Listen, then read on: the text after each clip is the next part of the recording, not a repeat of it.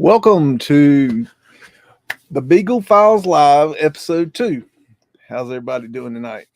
I see hippies up in here, Sherry Ives, Orphan Annie, New West Reset Frankie, Three Fingers, GT 1982 Mustang. That's all I can see right now. Hope everybody's doing well tonight. Took off last week. Been a little bit overwhelmed on the work front, so I had to kind of skip doing anything last week, but I've been doing a little research at night. But anyways, I'm kind of got done with my third chicken coop, and now I'm working on some major projects in the greenhouse. I'll be on that for a while.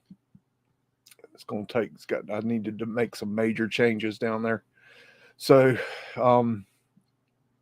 that's kind of where I'm at with that. And I came into a load of free firewood.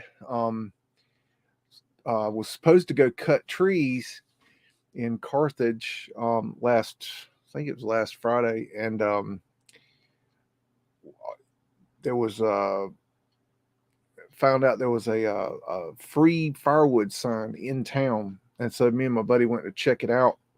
And when we got there, what it was a church was cutting down all the trees in an overgrown cemetery, and there were a lot of trees, big trees, little trees, all kinds of trees, and they were cut into 2-foot sections, which is perfect. And so I ended up getting 2 truckloads, and I'm going back to get another truckload tomorrow, and then I'm going to send my boss over there and let him get up the rest, because there's a lot of very large logs, and you need a special equipment to pick it up. He's got all that. So anyways, that's kind of made it a little bit. I've had a little less time. I'm a little wore out, as you can tell. But anyways, last week we got the first part of the electrical installed. We got the meter box and the electrical panel, and the generator transfer switch box. I don't know what it's called, but anyways, we got that installed last week. And then I had to wait on the inspector to come inspect it Monday, and didn't know when he was going to be there, so I'm kind of I had to wait. There was nothing I could do. I mean, I did all these little piddly things, and then I ran out of little piddly chores because I had to stay in this one area, because otherwise I wouldn't be able to see him. So I had to stay in this one area, and I was up there for about 3 hours waiting on him.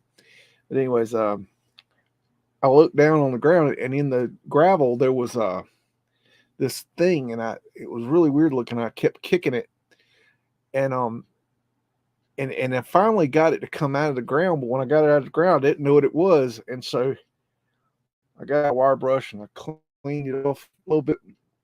I ran under the garden hose. I'm like, I don't know what that is, but it sure as hell looks like a bullet. And so anyways, I finally got a magnifying glass on it, and looked at it up close. It ended up being a 30 millimeter bullet. It's really heavy.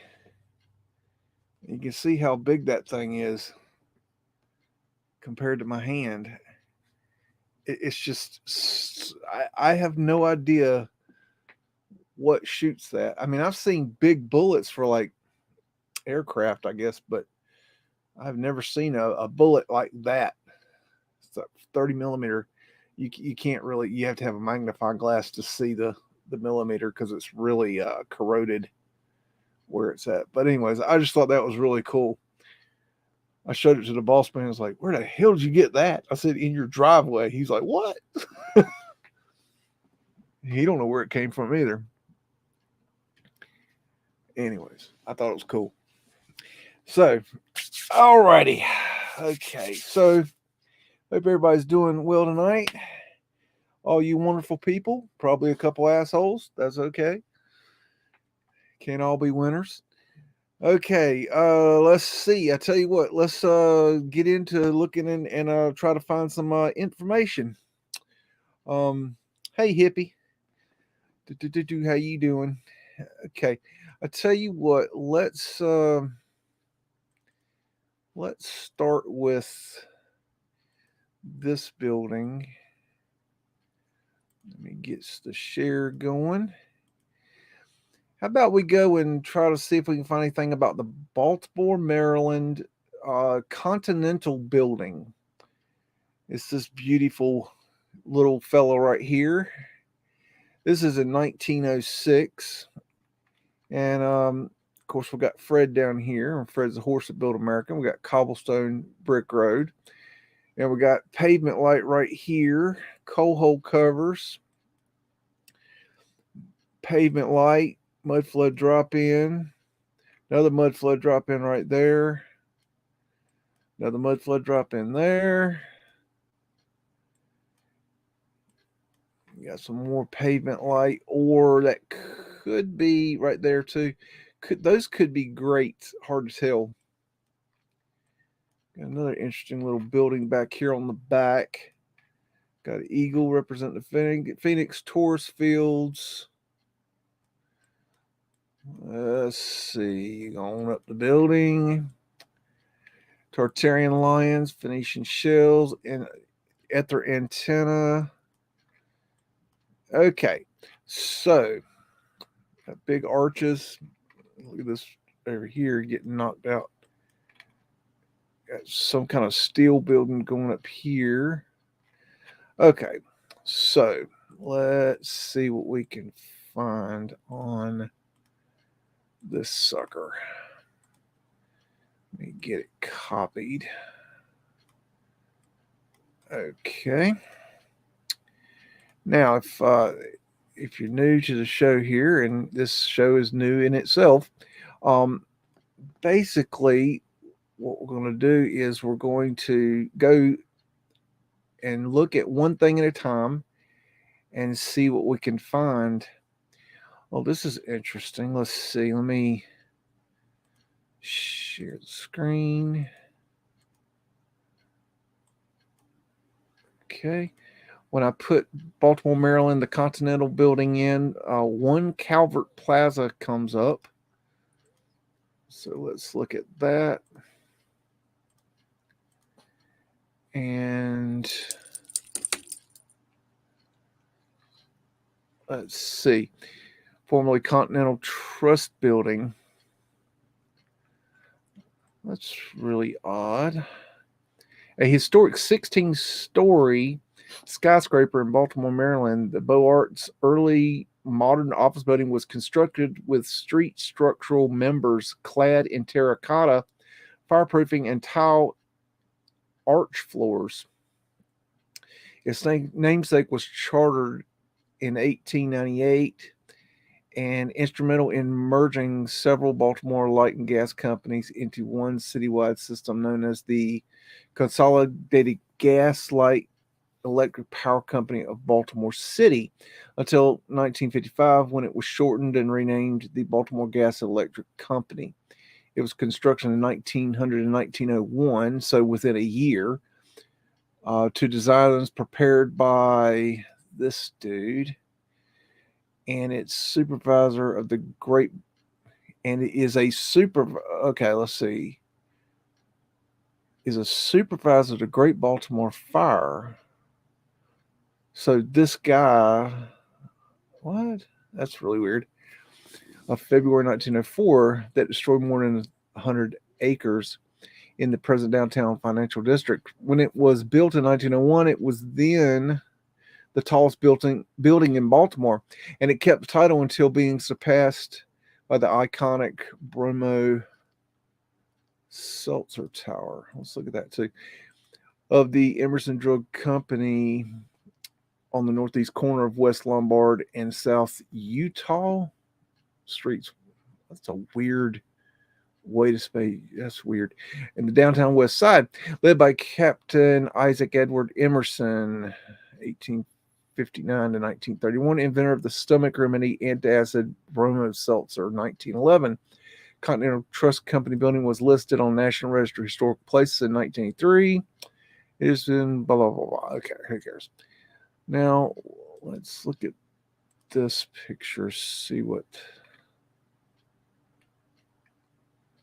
So is that the same building? Yes, it is. Yes, that is the same building. Here, I'll give you full screen. You don't want to look at my pretty face. And it looks like, let me go ahead and, it looks like they've taken the top off of it. Let me refer back to the original. And yes, they took, let's see. Okay, they got the, gosh, they really chopped it. Let me see. 1, 2, 3, 4, 5, 6, 7, 8, 9, 10, 11, 12. I'm counting the windows. 1, 2, 3, 4, 5, 6, 7, 8, 9, 10, 11, 12. So, God, that's weird. You know, they took off, they did something to the columns, it looks like. There was columns near the top or something, and they took the top off, the decorations on the top. So let's get down here. Historical marker database. What is this? Okay, we'll copy that. Put that in the file. What is this? Okay, I don't know what that is.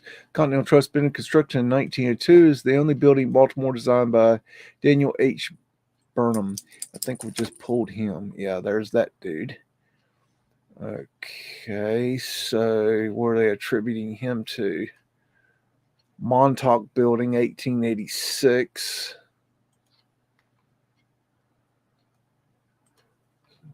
Oh, here's a Masonic temple. Oh, okay, well, that explains a lot right there. That's a Masonic temple in Chicago.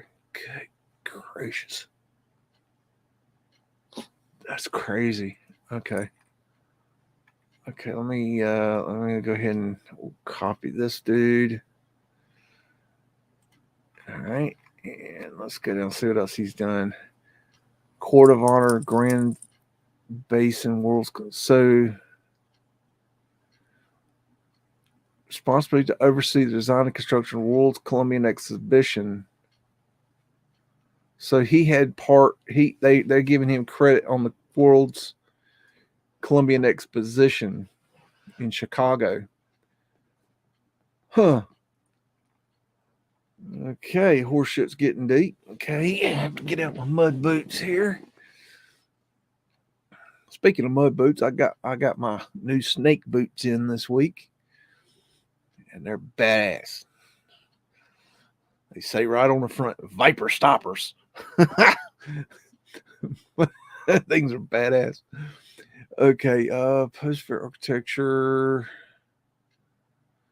city planning of Chicago. So this dude's got an interesting history. Whoa, did he have something to do with the Flatiron building? Wait a minute.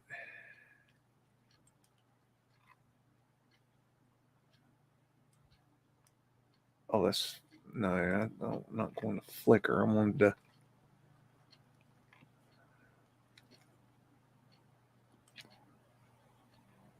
What's this shit? I don't know. So this dude's got credit in some way. Oh gosh, Union Stockyard Rookie Building. What is that? Oh my. Okay, look at that. That's pretty. We've got a Moorish look to it. Look at this arch here. The arch is insane. Tell me that arch don't look like it like definitely goes lower. I don't know. Maybe, maybe it does. Maybe this is a building top here. I don't know. That's an interesting building right there. Let's save that just for. I might have to go look into that thing. Let's see what else this dude do. Pennsylvania Union Station in Washington D.C. This dude's got his like hands in all the cookie pots. Look at this. Look at this crediting. All these buildings this dude supposedly had. Hey, Mister Chihuahua, can you keep the noise down, please? Quit trying to make a nest out of Daddy's bags. That's Daddy's bags, you know. Excuse me, folks. Hey, that's Daddy's bags you're making a nest out of. Oh, good Lord. This is what I have to deal with. Just get comfortable anytime. We can get back to it. Okay, so what else we got? He built this sucker.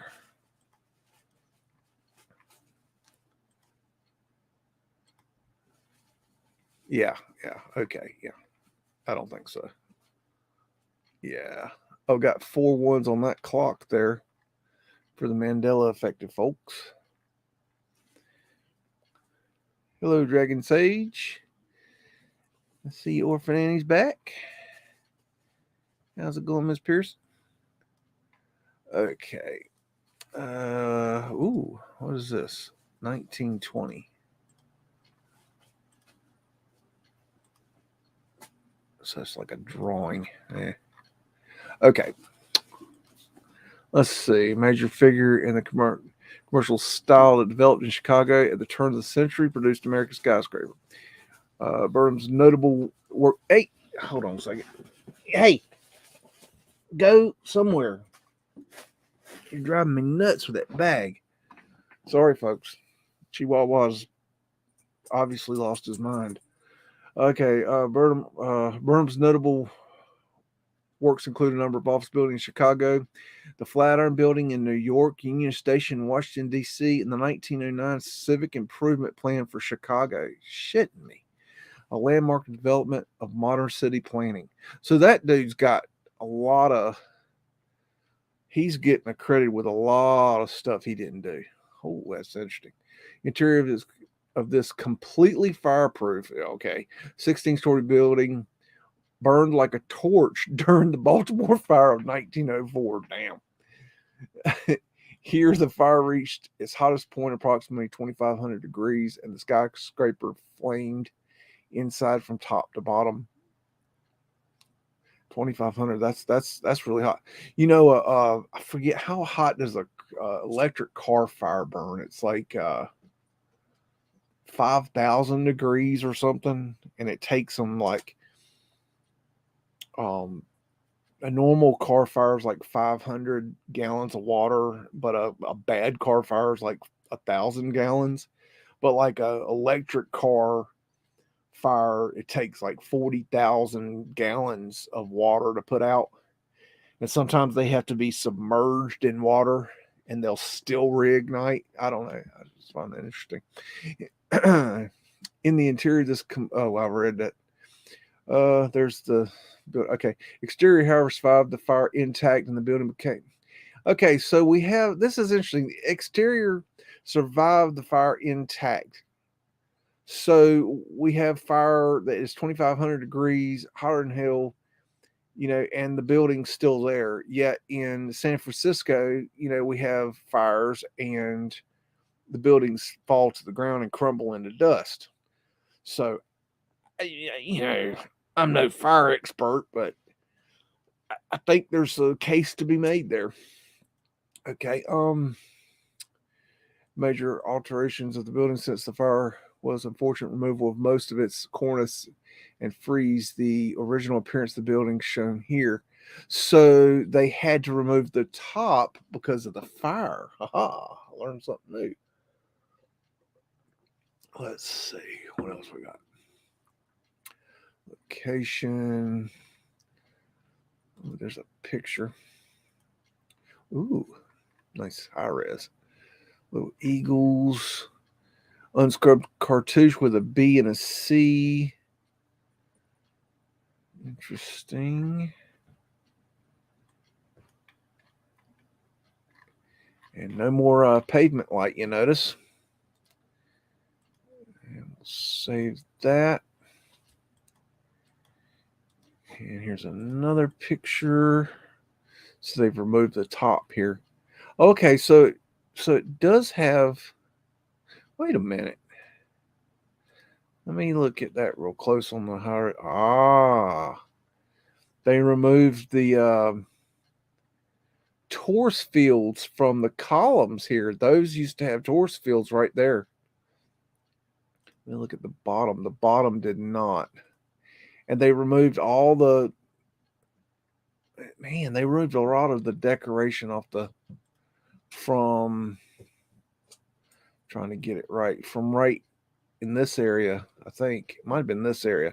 They removed a lot of decoration from up here because of the quote unquote fire. Okay. We'll save that bad boy. What else we got? Oh, wait, we got that picture. What is that?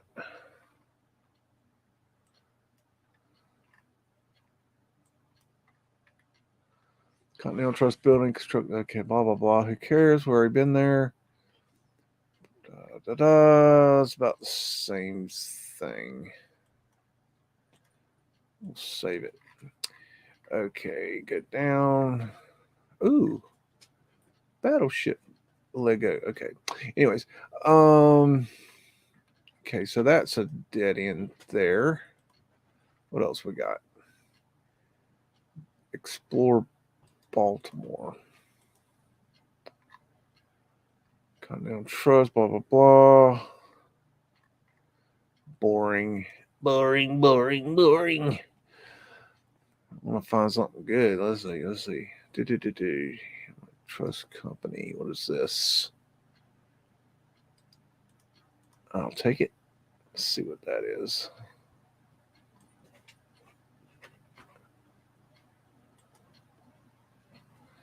That looks like the image we were just looking at, but you see the torus fields there. The Maltese Falcon. Why are you showing the Maltese Falcon? Is that in the movie? Huh. So that's where it's located. What else you got? Pinterest.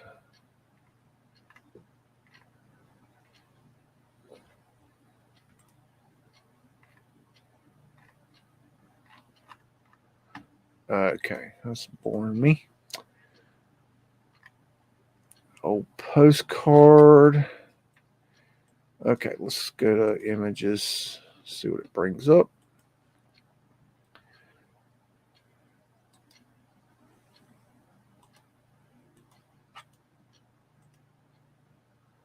It's pretty good. See, there's some of the decoration. That's weird. Why did they leave that little bit right there? Kind of odd.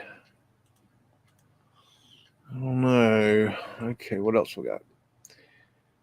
Low res, no good. Low res. That's probably the one we were just looking at. Yeah, I think it is. Where's that at? Okay, what the hell?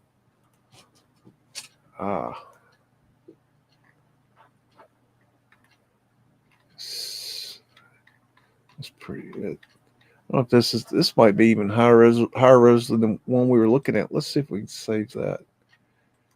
That's a JPEG. Damn. See that all this stuff got taken off of. There's your torus fields right at the top. Why did they take those off? That's kind of weird. And why did they leave this little bit of cornice here? Unscrubbed cartouches. Let's get down to the bottom. Might be a little higher res. I don't know. It's hard to tell. Oh, there's pavement light right there. I didn't see that before. I think this might be higher res, maybe. Because I really am getting a little deeper in there. Okay, what else we got?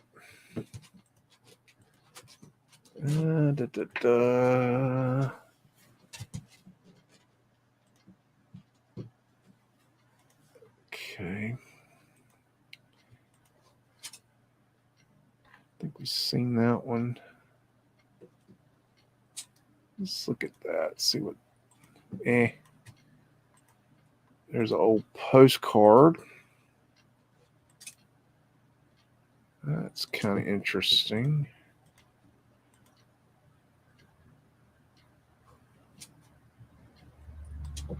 Gives a little bit different perspective.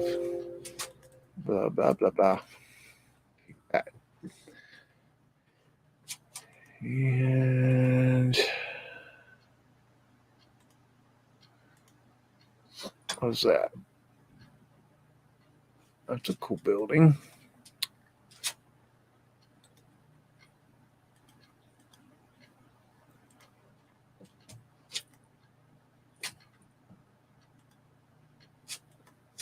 Okay. Great Baltimore Fire.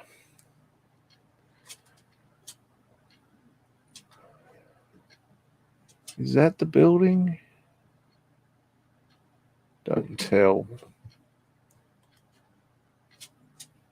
That kind of looks like it right there, doesn't it?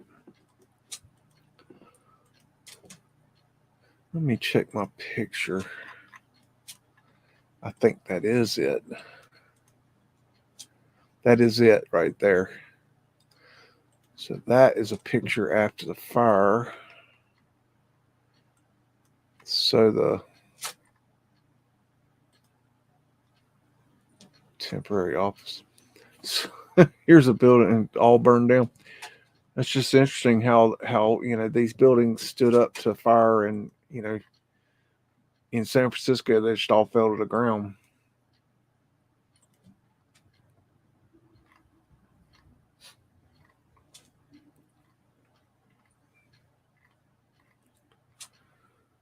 Let's see.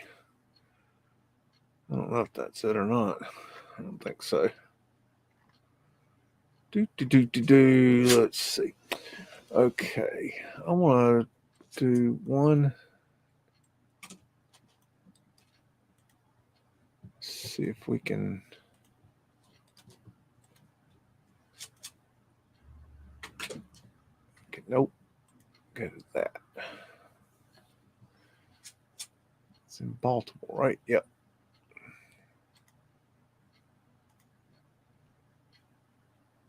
So there's the building.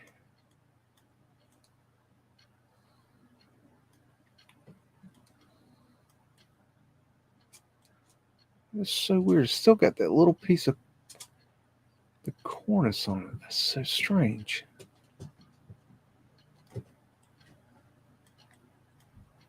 Okay.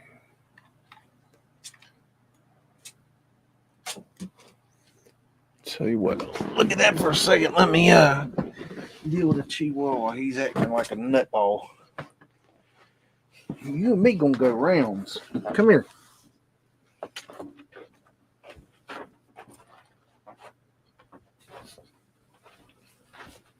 Sorry, folks. Dog gone crazy tonight.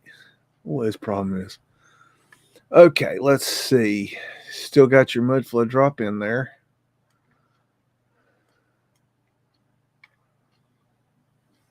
Right there too.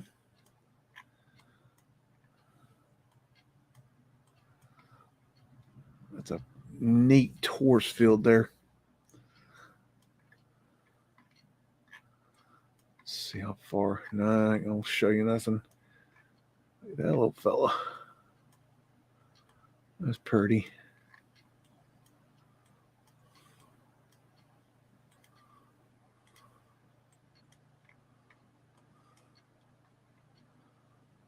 Let's see.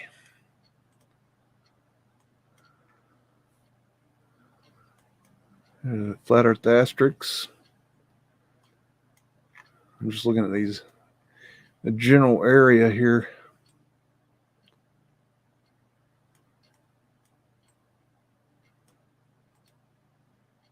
Oh, nope.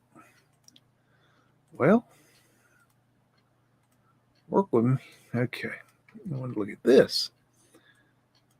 Saw it in the window. That's pretty. So this whole area was supposedly burned up in the fire.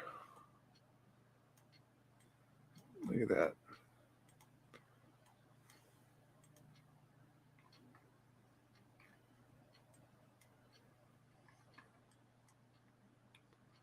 Look at that, man.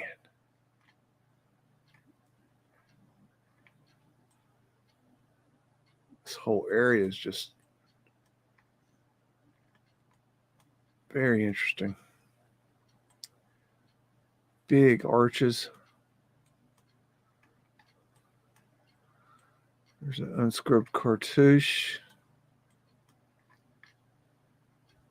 Oh, that's really cool right there. So this building was in the original picture too, if you remember.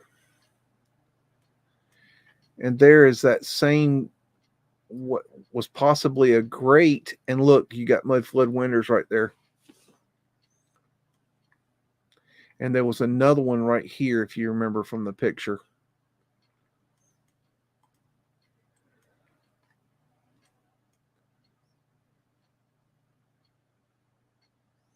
That's just, why would you build like that?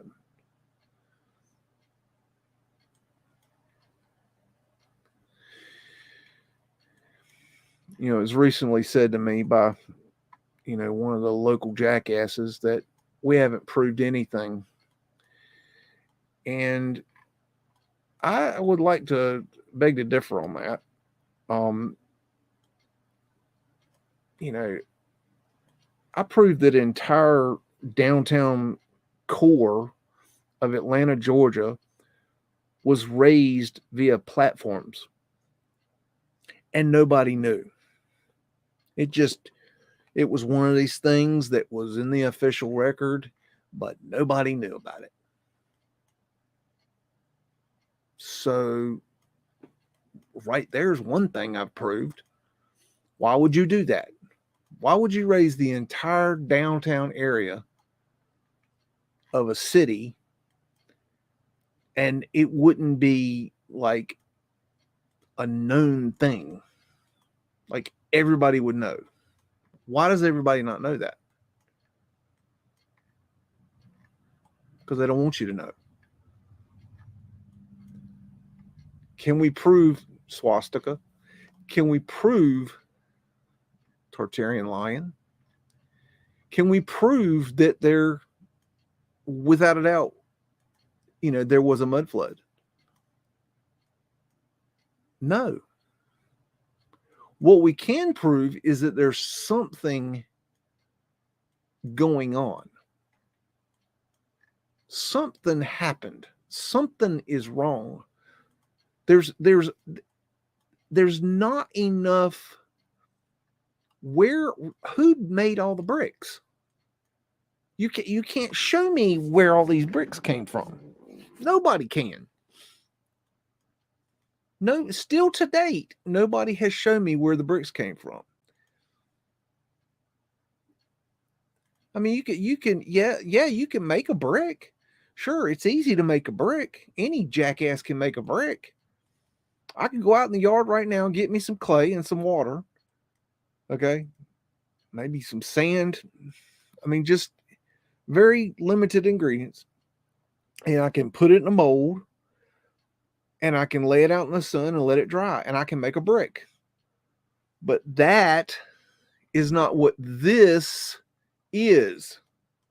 And I think a lot of people don't understand that. That is what's called a fired brick. Write that down. fired brick. Spell it for you. Fired, motherfuckers. Fired in a kiln, in a brick kiln. If you do not fire a brick, it ain't this. Okay? Now, in order to fire a brick, it is a pain in the ass. It takes a lot of effort. You lose 10 to 15% of all your bricks that you fire. What are known as clinker bricks. Ewar loves those. Clinker bricks. Oh, it's all clinker bricks. No, it's not. Who fired all these bricks? You can't, nobody, where are all the kilns? How did they fire this many bricks? Do you have any idea how hard it is to fire bricks? It ain't easy. Any idiot can make a machine to spit out a molded brick. That's not a brick. It's not a brick until it's been fired. You don't have shit until you fire that brick. I'm just saying, it's just not possible. Let's read a little bit about this dude. He was selected as director of works for the 1892-93 World's Columbian Exposition, coincidentally referred to as the White City. He had prominent roles in the creation of master plans for development of a number of cities, including Plan of Chicago and plans for Manila. What? Where's that at? Philippines. Okay, what the hell? Where's this at? That's in Philippines too. Okay, in downtown Washington D.C. He also designed several famous buildings, including a number of notable skyscrapers in Chicago. The Flatiron Building. I mean, that is like, that's definitely on the list of major buildings in the research. Triangular shaped New York City Union Station. That's a huge building. In Washington, London's Selfridge. Ooh. Let's look at that for a second. What is that? Hippie, this is in your neighborhood. Oh my goodness. What is this thing? Oh me. Oh my. Okay, so he's credited with this too. This dude's all over the place. Look at those in the columns. That's really cool.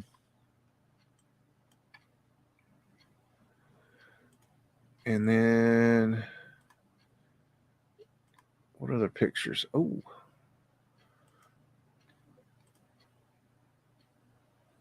Phoenician ship coming out of there.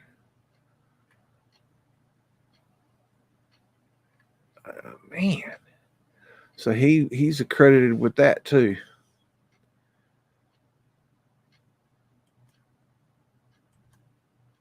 What in the world? I don't know what that is. Okay. Anyways, where were we? So department store and San Francisco's Merchant Exchange. Second structure. Wait a minute. Oh, that's interesting. So you got this building, and then they say that this was on the same spot. Wow. That's interesting. Let's look a little bit at that. 1904. Okay, so it's pre-43. So, and this was built in 1851. I'm going to have to copy that one. That's an anomaly building. Got two buildings on the same spot. Okay. I have to look at that later. Let's see. Although best known for skyscraper city planning and White City, almost 1/3 of his total output, 14.7 million square feet, consists of buildings or shopping. Jeez. Blah, blah, blah. Career. Moved to Chicago, blah, blah, blah. Come on.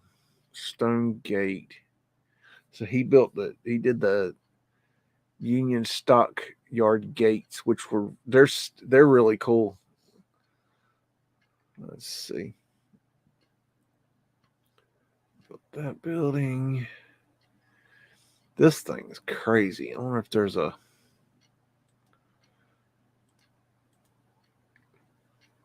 1892. So that was built in 3 years in 1892.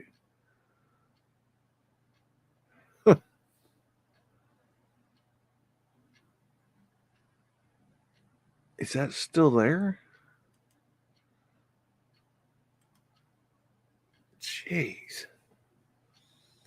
They built that in 1892. Jeez.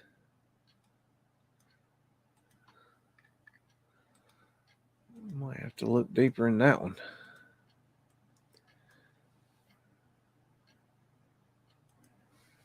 Let's see.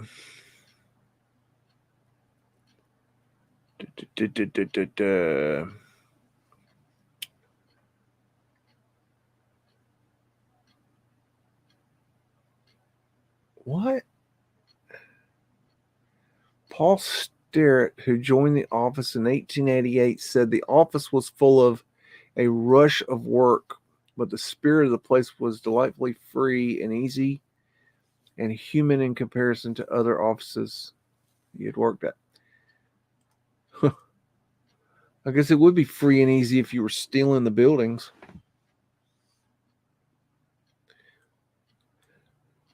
I don't think we're at the point of that we've got mudflood proved or not proved. I think there's a lot more research that needs to be done. I think it's going to be proved in the ground under the buildings. We're seeing that there's something wrong with the historical narrative at this point. This is very new research. My God, they've hit it for 200 years. I mean, give us a little time. You know what I mean? It might take a little time to prove this. So, I mean, I'm okay with that. Now, you got your naysayers, and well, they can just go, eat ass, because I don't really give a damn if you don't agree or you don't think it's true. Fine.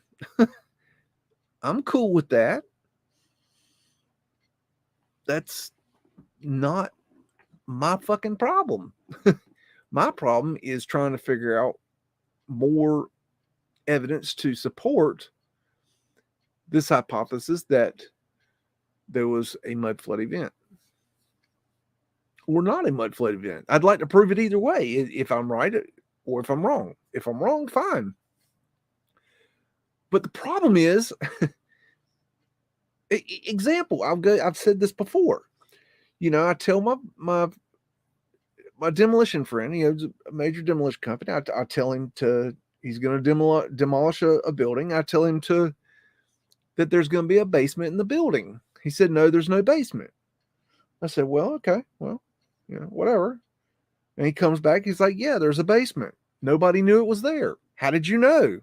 I said, well, that's what I do.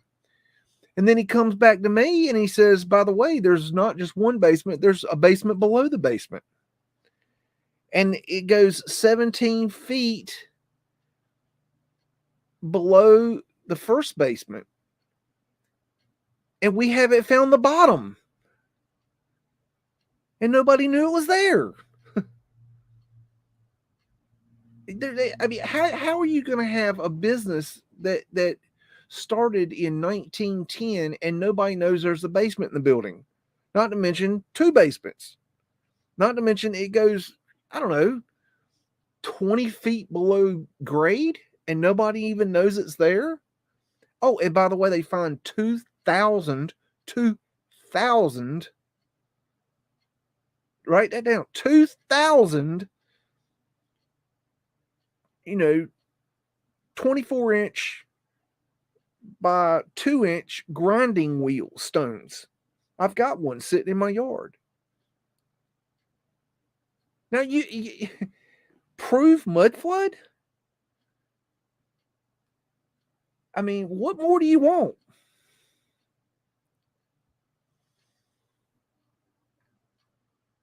I don't know. It's if you're not seeing something's going on here, you're not looking. You're not allowing the research to come into your mind. You're just a skeptic with a post up your ass, and you're sitting there and you're debating yourself. Pull the post out of your ass. Get off the fence. Look around. Take some fucking notes. Do something. Just saying. So this dude is involved in the Columbian Exposition, which is, I think there's definitely something seriously wrong with the World's Fairs. I'm not sure exactly what happened there.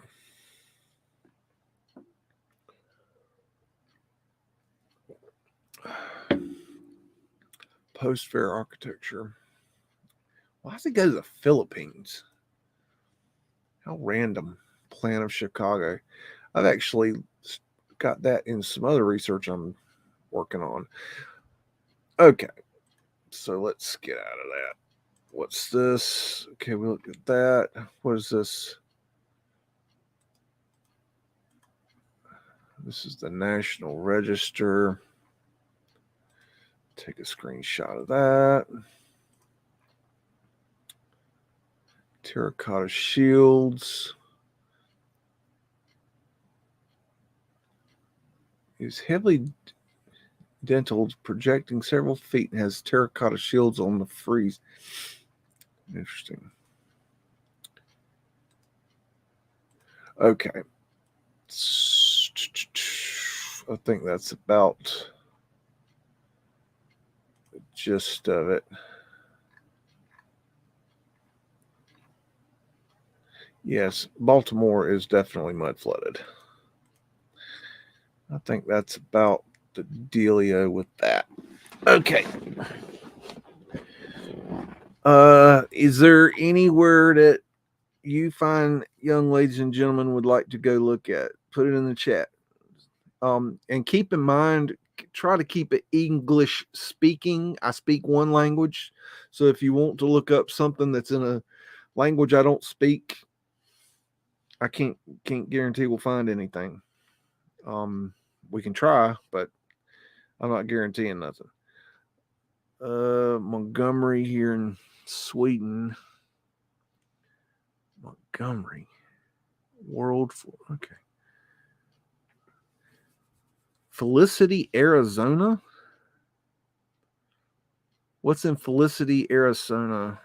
I never even heard of that. Hold on a second. Let's see. Hold right there. Let me grab that. And is there something in Felicity, Arizona?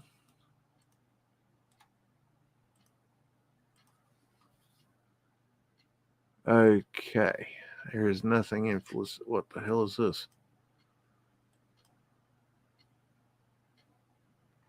Felicity, Arizona. That can't be right. Wait, what? What am I missing, y'all? That did say Felicity, Arizona, right?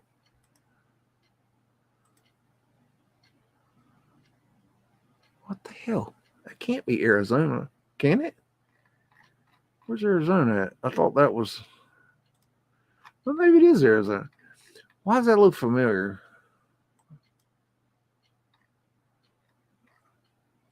Is this it?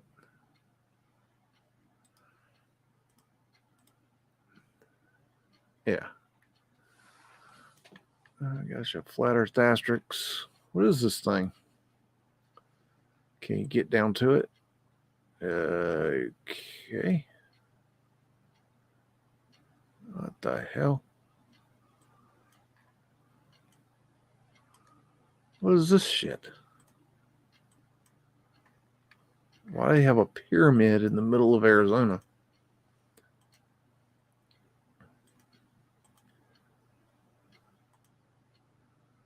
What is this thing? Wait a minute. Let's see. Give me some town in California. Everything you need to know about it. Okay. When was it built? What the hell?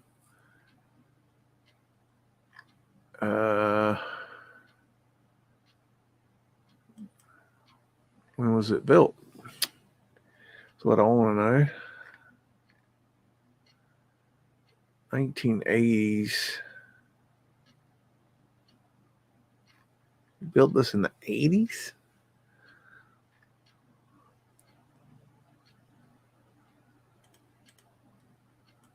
Oh, I don't think I'm presenting it.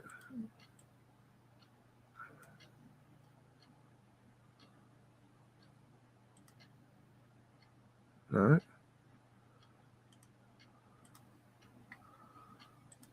Hold on. I don't know what. There it is. So you got this pyramid.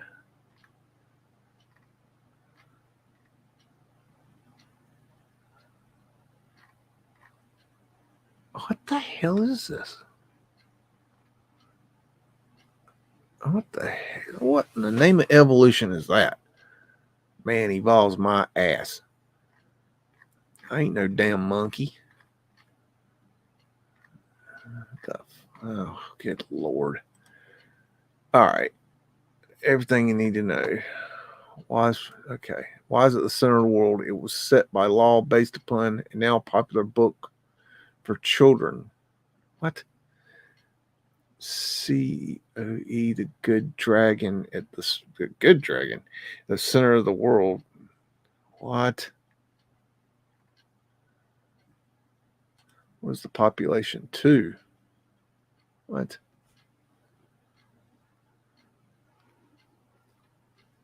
Why is there a pyramid? Center of the world, home to at least. I don't know. I don't get it. It's somebody smoking really, really good dope. I don't know what that is. Okay. All right. Let me get back. Let's see. Let me go back and see where why do they call it Arizona when it's in California? Montgomery Ward. Okay, here we go. Let's see. Sydney's University. Michael Joshua Lewis wants to see Sydney's University.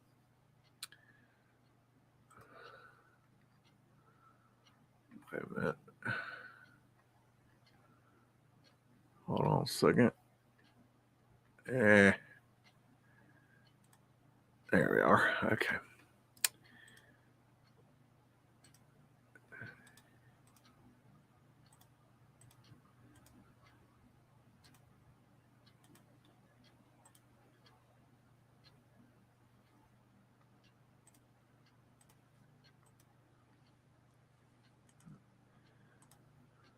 Sorry, folks. I'm trying to get Google to.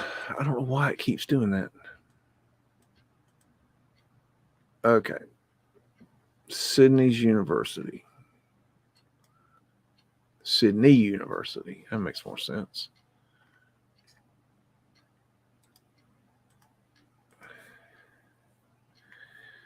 Known as Sydney University. Founded in 1850. The oldest university in Australia is one of the country's 6 sandstone universities. Sandstone universities, okay. Copy that. Comprises 8 academic faculties, university schools. Okay, hold on. Let's go to...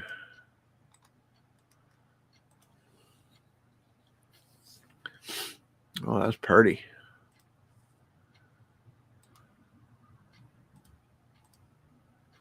Oh, why didn't it go?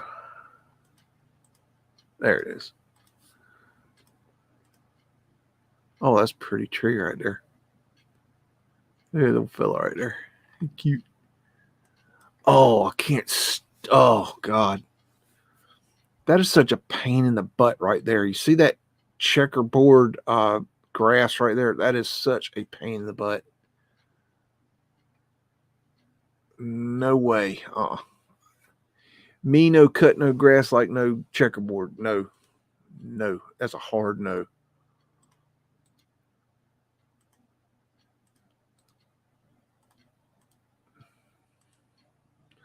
Those ether finials up there. Almost looks like a 1V on the 4.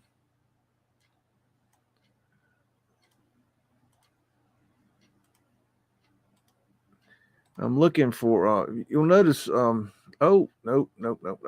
Stop that. Nope. Going the wrong direction. You'll notice right here. See, I'm looking, see this little right here? See how that's really high? But look at this one. It's really low. I just go looking for the high res. I don't like the low res stuff unless it's something I can't get anywhere else.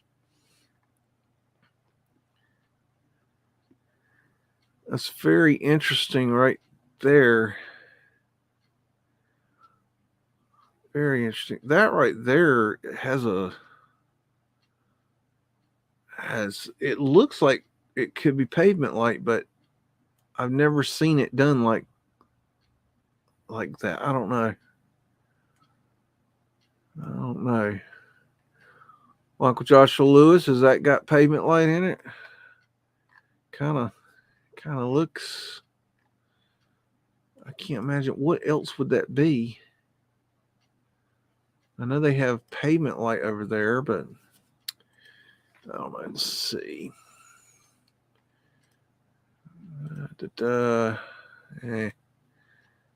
That's pretty good.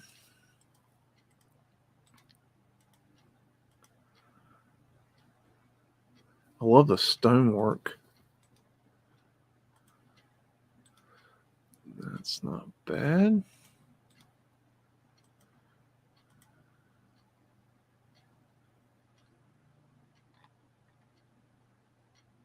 It's really strange. That's a massive building.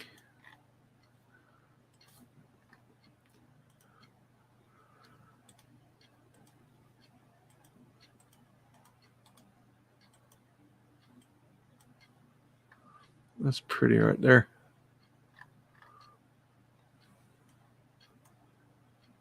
I wonder what's that building called?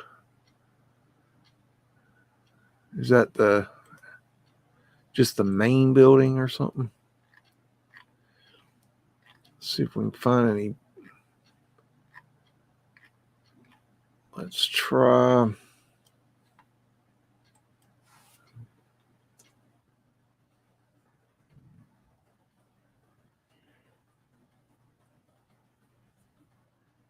Ooh. Digital Archives. Digital Collections, University of Sydney.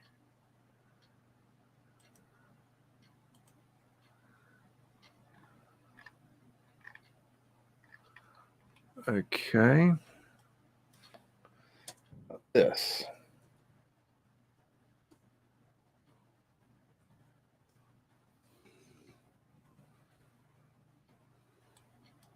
There's some old stuff.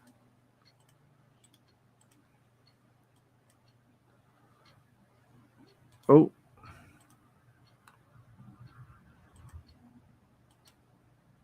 Well, hold on. Jeez.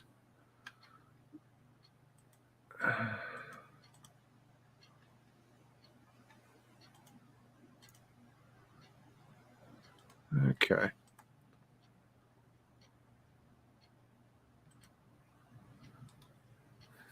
I wonder if he'll give me that one.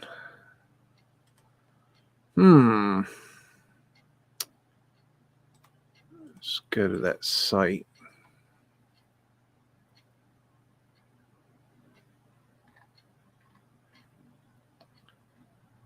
It's loading. Just what? Who cares? I don't know what you're talking about. There we go.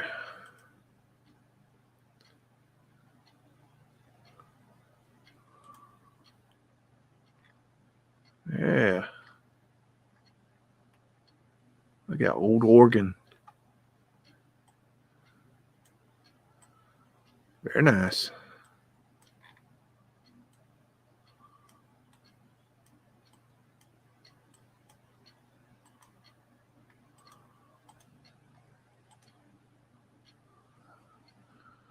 Unscrubbed cartouches.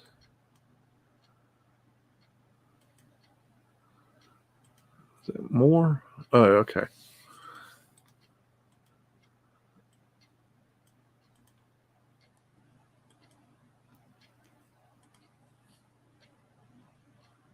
That's the library.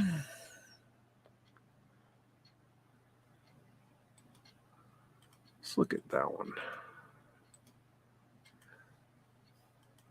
Kind of looks vanilla skied back there, but I don't think it is. I do see a possible cloud right there.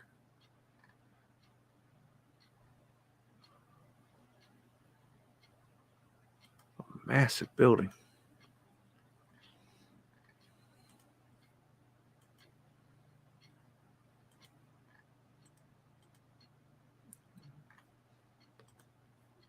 Yeah, I've seen that many times.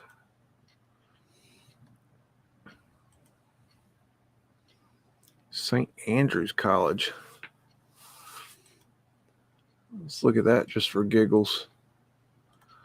We got ether finial up there.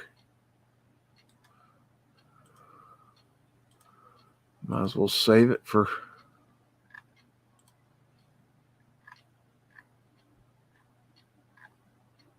Okay. How about construction?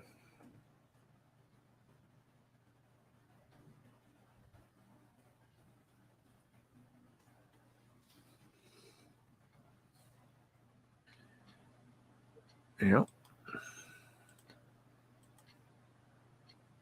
Shoot. Not very good quality. Shoot.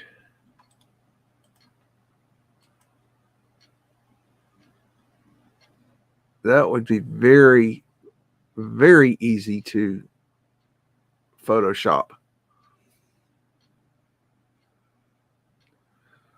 Just an opinion. I don't know if that helps any, but founding of Sydney. Okay. Why is that not giving it to me? There it is.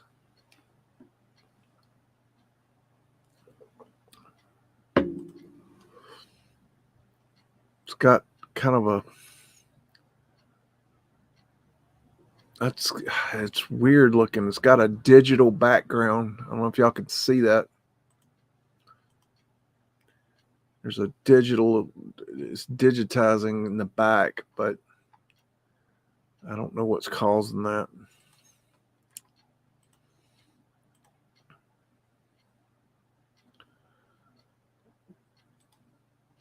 That's a weird picture.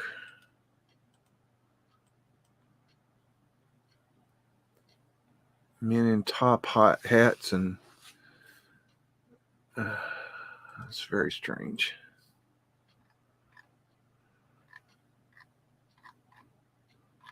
Let's see. Go to all. Try that. All right, go back to that. No, I didn't change it. Okay. Let's try that.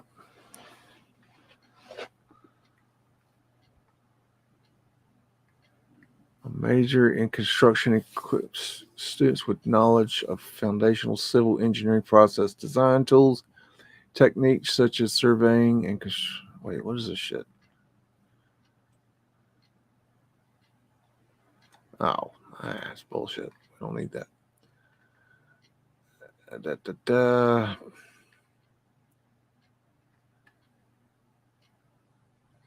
How about founded?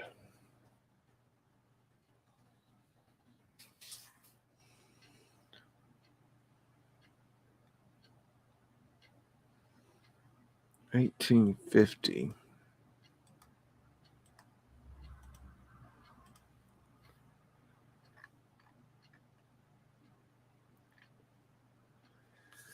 Let's see. Proposed plan to expand existing Sydney College into a larger university in the New South Wales Legislative Council. Wentworth argued that the state secular university was imperative for the growth of society aspiring towards self-government, and that it would provide the opportunity for the child of every class to become great and useful in destinies of his country. Took 2 attempts, blah, blah, blah, got adopted. University was established via the passage of University Sydney Act 1850. Okay, 1852. In the big school of what is now Sydney Grammar School. Wait a minute, what is that? Okay, so it's a different building. Let's see.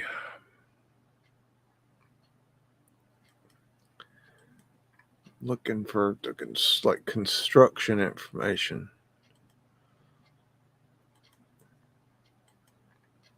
What is this? 1870s.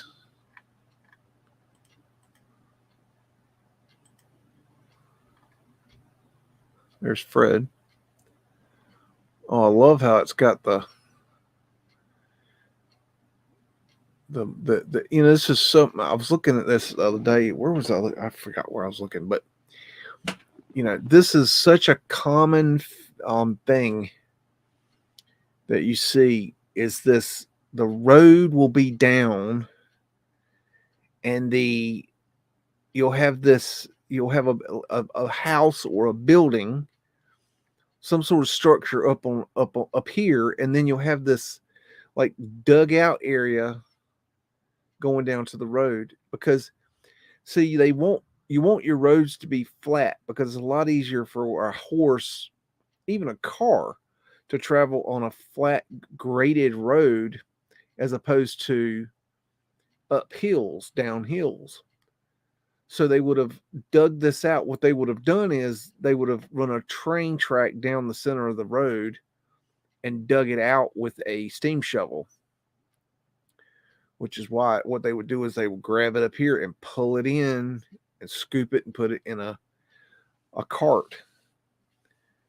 So this is a very common thing, a way that they dealt with the mud. So here's what I'm saying. If you're looking at that, go back to that. If you're looking at this structure, right, and you see something like this, if you had the ability to do, anything you wanted to, right, you had free reign. What I'd want to do is I'd want to see the basement of this building. I mean, it's all fine and dandy, to look at the top, and that gives you a good indication of, is it old world? But where the meat and potatoes is down in the ground. And how you get down in the ground is a very complicated thing. Most people don't want you in their basements. And even if you do get in the basement, they've done so many things to cover it up. It's really hard to see, what's going on down there. So you just kind of have to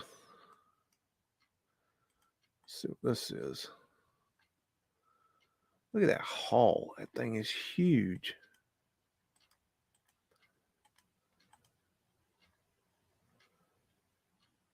That's like Hogwarts.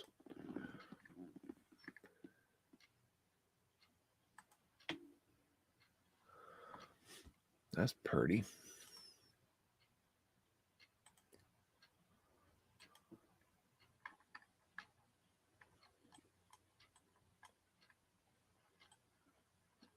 Very techy.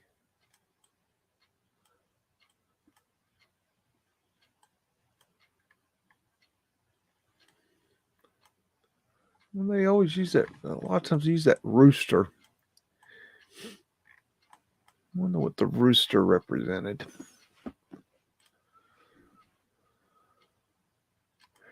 I don't know if y'all saw that or not.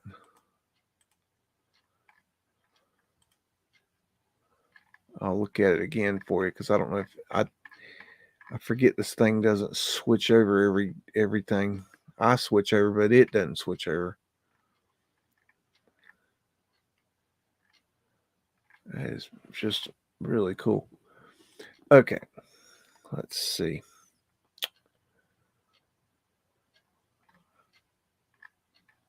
History. Oh, okay, all right. That.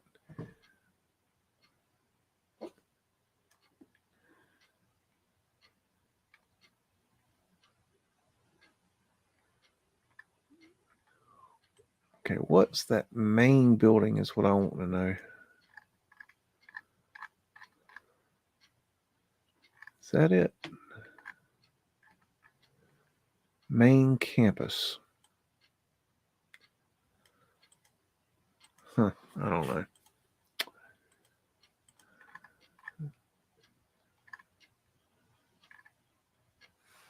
Try 18.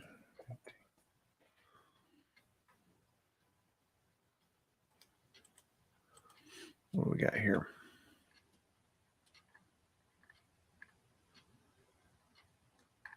What is this shit? Get off my screen. Thank you.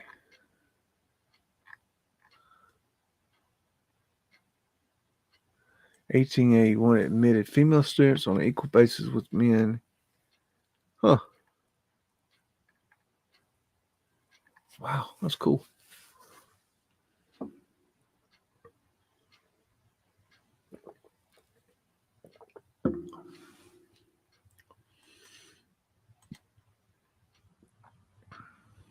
During construction.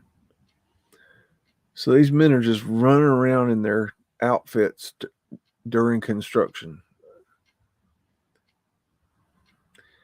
Yes, this picture reminds me of a picture that Caleb Wilkinson sent a couple years ago. I don't know. I wonder if that's the same building he was wanting to look at. I can't remember. A long time ago.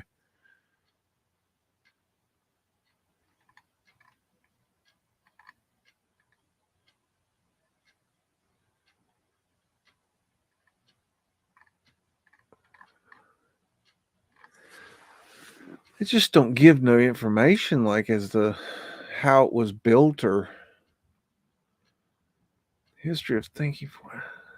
Shoot. Let's try brick.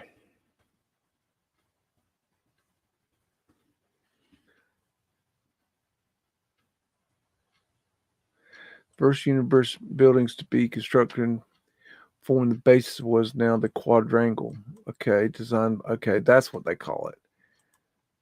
1855, 1860. Quadrangle was not fully completed for over 100 years when the western towers and cloisters were built in 1963. Huh.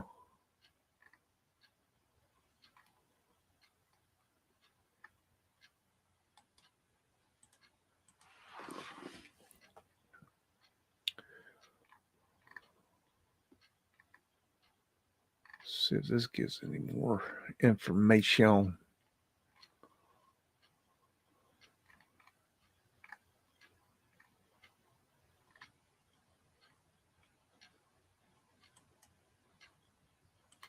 Utilize the existing landscape to provide a dramatic presentation of the university on approach from the city, a setting that still remains to this day. Huh. Okay, let's see. Oh.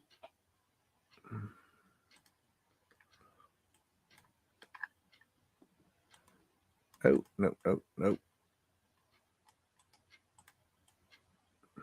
Work with me.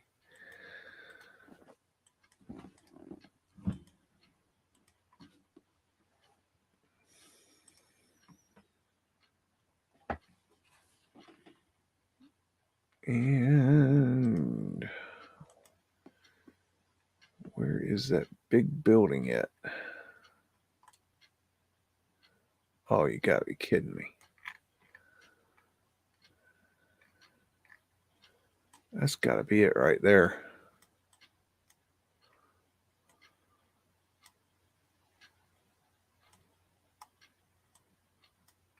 Oh my. Look at that. Got a whole floor below grade.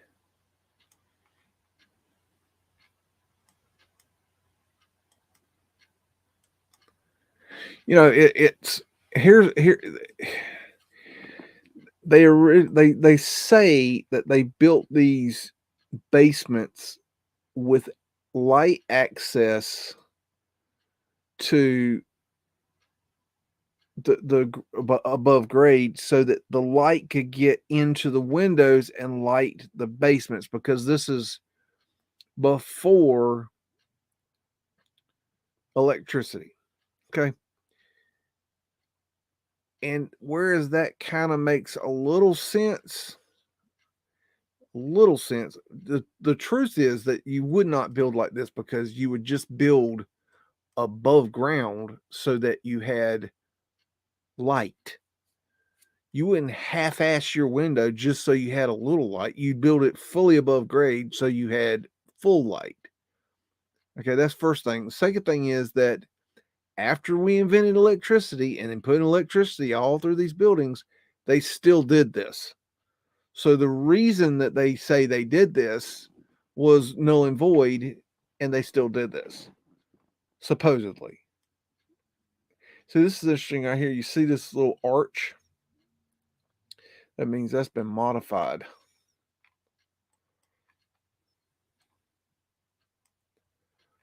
That's interesting.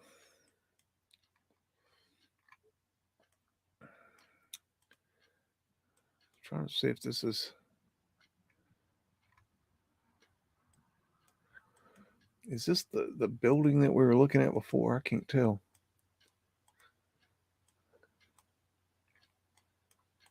I don't think I can go down that road. Oh, maybe I can. Okay. Teachers College. And look at that.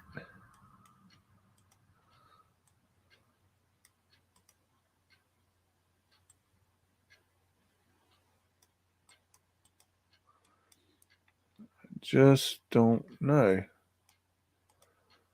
I don't know if this is the same building or not. I can't tell. Doesn't look like it. Now that looks more like the building we were looking at. Oh, that we did see that building. But that wasn't the building we were looking at. I like these chimneys. They're so cool.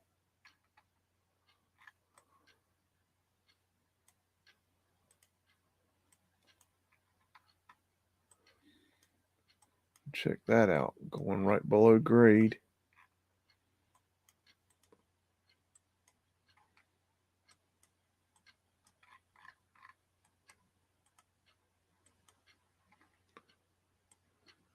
I don't know if that's the building that the quadrant where, because it was a, that might be it. Is that No, I can't tell. There's only, well, hell, it could be that one too. Hell, I don't know. Let's drop down on that if we can.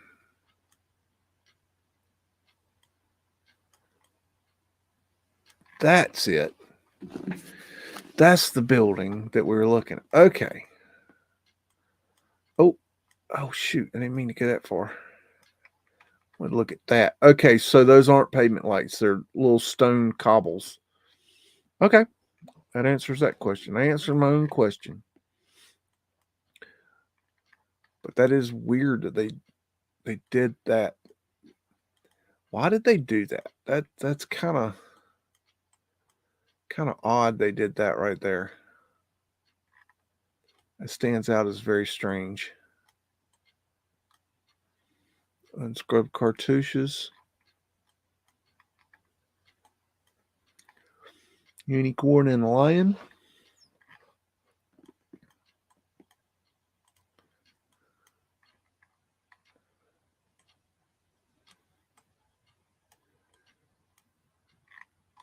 I wonder if it's made out of brick.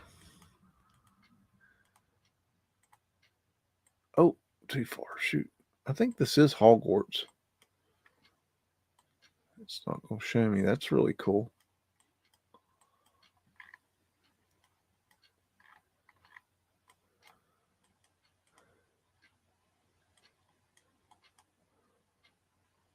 What?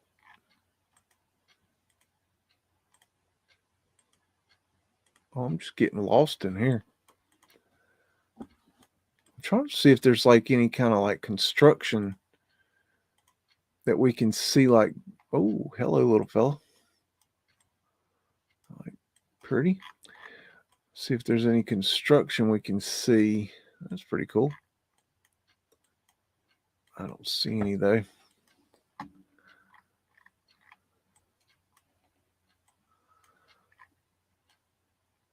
I would like to know. Would like to know if it was built out of brick. I don't know.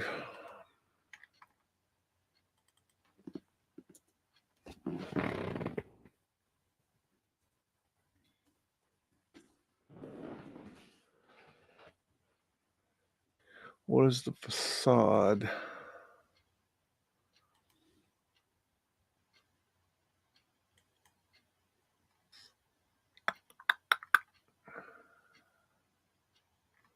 It's not going to tell me.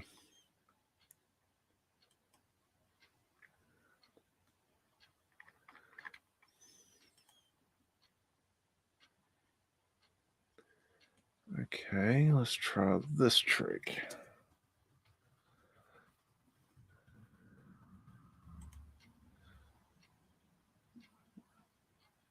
Australia rethinks bricks. No, don't do that. Bricks are good just the way they are. I don't know. I'm not seeing anything.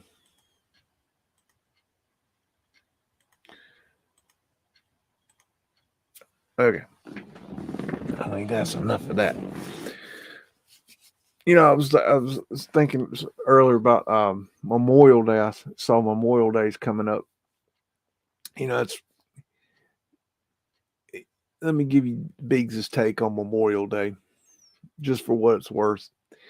You know, we've all had pretty much family that were involved in the wars of our world. Personally, I've had family that was in, World War II, Vietnam, Korea, the Civil War, supposedly. And, you know, we always, you know, say thank you for your service. And, you know, it's war is a racket, y'all. War, man does not want to kill man. It's unnatural. It goes against human instinct. It goes against everything it is to be human to want to kill another man. They've had a lot of problems getting through history to get the military to actually not fire the weapon, but fire a weapon at another human being. And they've gotten better at that. That's why they have the computer games that are, first person shooter games. They did that because they wanted to desensitize people to killing. And it's been very effective. My point is that, war is not because the bad guys did something bad and we have to go stop them. That's not what war is. That's bullshit. Okay. Pearl Harbor was allowed to happen. Okay. They knew they were coming. They allowed them to bomb it. If you look into that, you will find that they removed a lot of the vessels prior to them coming because they wanted certain ones to be taken out. They needed an excuse to get into the war. Okay. And you'll find the same thing with the Gulf of Tonkin incident in Vietnam. You'll find the same thing with 900. They false flagged us and told us that little brown people in Afghanistan, attacked us, and then we immediately went and attacked Iraq. Do the fucking math, y'all. War is not about bad guys. It's about rich motherfuckers that send poor motherfuckers to fight each other to quell the population. Okay? It's a quelling. Okay? So I'm not going to thank you for your service. I'm not going to thank you for going and killing little brown people or little Asian people or any other people. I'm not going to do it. Poor people, they join up the military because it becomes a very good option when you're that age. You're young, dumb, and full of cum, and you're not, you don't have your shit together, and you know that if you go to the military, that you can get your shit together, you can get paid, you can get that GI Bill, you can get college, and you can make something of yourself, and all that's wonderful. That's great, and you get the respect of being in the military. And I'm not putting down the people in the military. It's not your fault. Okay. You've been had. You've been used. In the future, when this civilization is gone, we won't have this military and this war bullshit going on. We ain't going to do that in the future. That's going to be something that is going to be vanished. It's going to be not allowed in the future.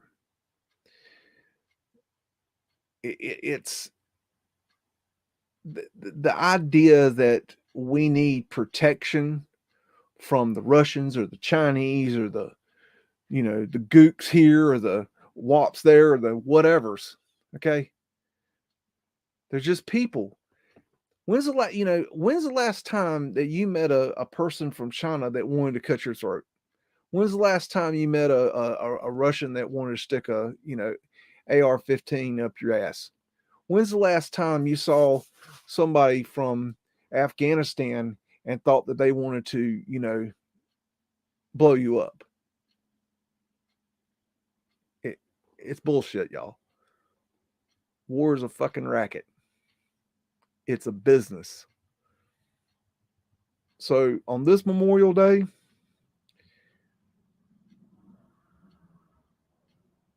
I'm not going to thank you for your service.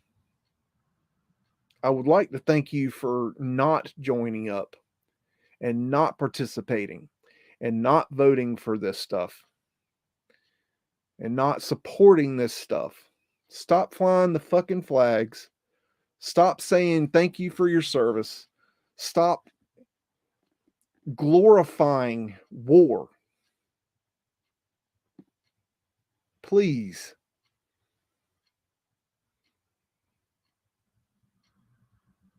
That's what I got to say about it.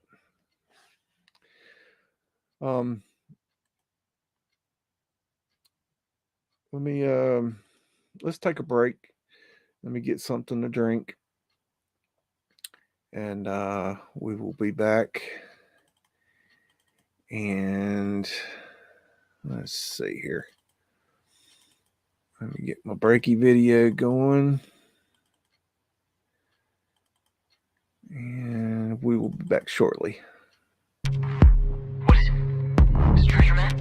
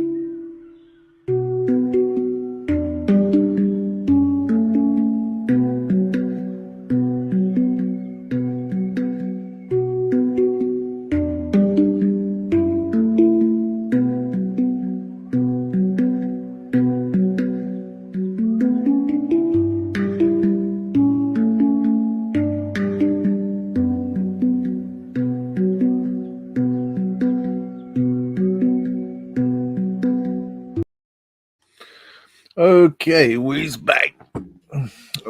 I thought I'd share this with you guys. My uncle was in the Battle of the Bulge, and he brought this back from that battle. Um, I don't exactly know what kind of artillery shell it is. I think it might be German, but it's very heavy. It was a doorstop um, in his office. And when I was little, it was on my level because I was always on the floor, like playing with my toys and stuff. And when he passed away, they asked me if there's anything I wanted, and I said I want the doorstop, and nobody knew what the hell I was talking about. I had to point it out, and nobody even never noticed it, and it had been there all my life, and it's really fucking heavy. But if anybody knows what artillery shell that is too, let me know because it's it used to have a piece of green felt on the bottom that has worn through, but there's no markings on it or anything. But it's really heavy. But anyways, that's my World War II artifact. Okie dokie. Let's see. Let's go and look at. Let me get my thingy going here. My presenty screeny. And what we have here, let me see, this is called the Amber Mansion in Jamestown. You think that's a 140 millimeter, Michael? Do you know? Is there any more information? I've tried to figure it out. I just don't have I don't know. I don't really know. I don't really know how to do it. Anyways, this is interesting. I wanted to share this. Conspiracy RS was doing a video the other day, and he did a let me get it up on Google. He was talking about Jamestown, um, and I want to put it up on the maps. I'm gonna stop the screen share and then present it again.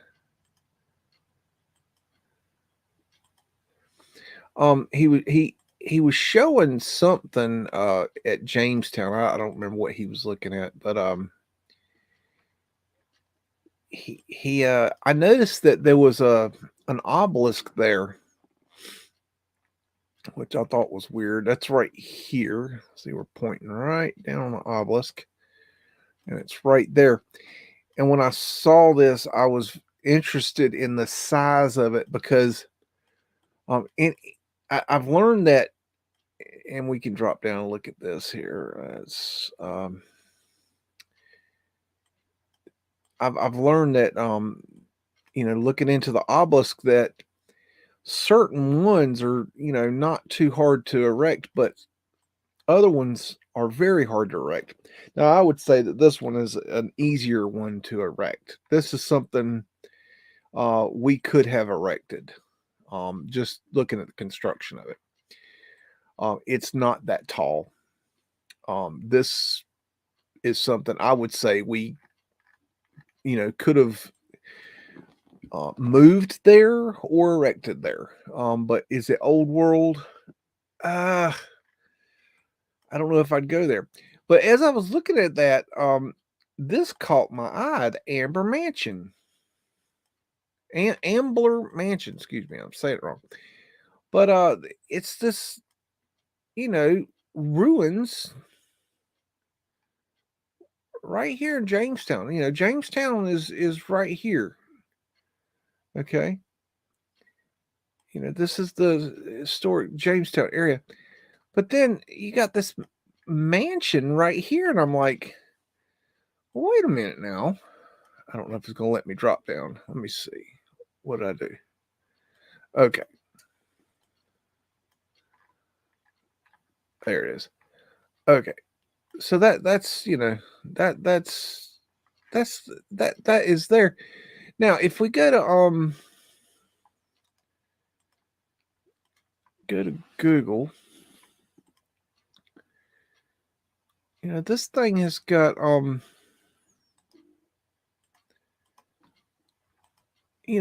Mudflood winters right down here. It's very thick courses of brick. I mean, that's a big brick structure. I think that's a old photograph of it. It's not very good, but not a very good photo. But I think this is when we're looking at. And it's interesting how it's been facaded here with like a stucco kind of facade. And then let's see, Amber House was built by the Ambler family in 1750s.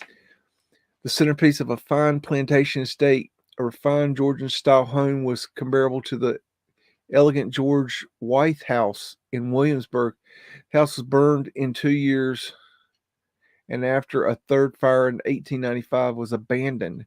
So this thing was abandoned in 1895. And look at these little Mudflood windows. I mean, but look how thick that brick is.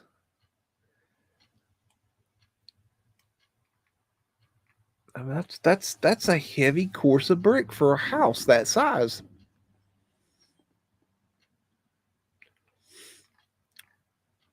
Stabilizers.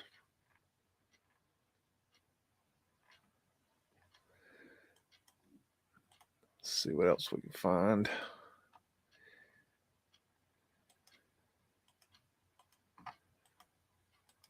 That's a better old picture of it. Look at the roof there. I mean, that thing was pretty cool. See, there in that picture, you can't see the roof.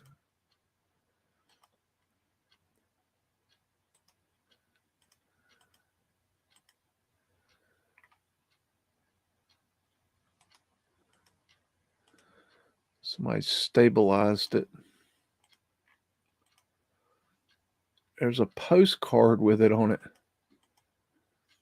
I just thought this was just kind of neat. That was another thing. This church. Well, we have to get back to that. There's a church there. I think that's what Conspiracy RS was looking at.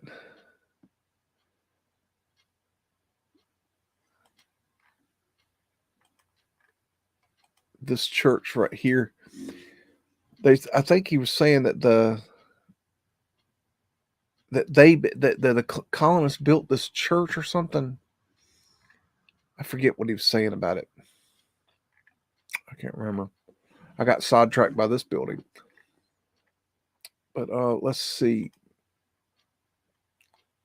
Go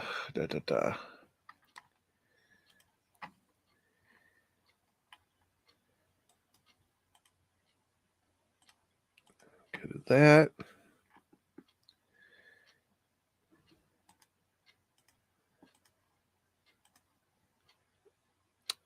Jamestown was founded in 1607. Amsterdam arrived relatively late in Virginia colony. Richard Ambler moved to Virginia from England in 1716 and settled in Yorktown. He probably contacted a maternal uncle named Burdick, who had immigrated to Virginia in 1694. Blah, blah, blah. Where's the house as? What we want to know.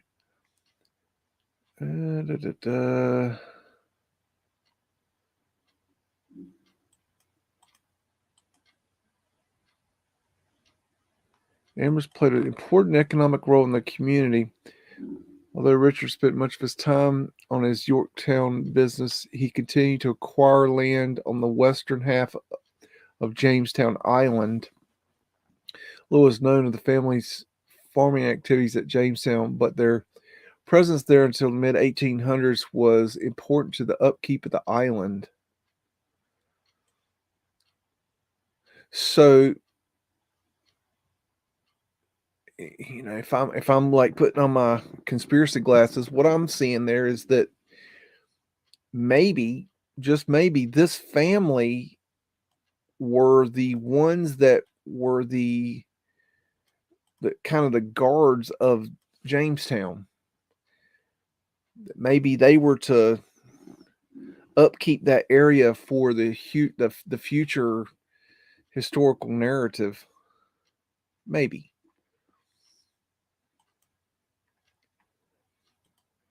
Let's see. Amber House at Jamestown has had a long and difficult history, built in 1750, and they don't. That's a question mark. See that right there? Question. We don't really know.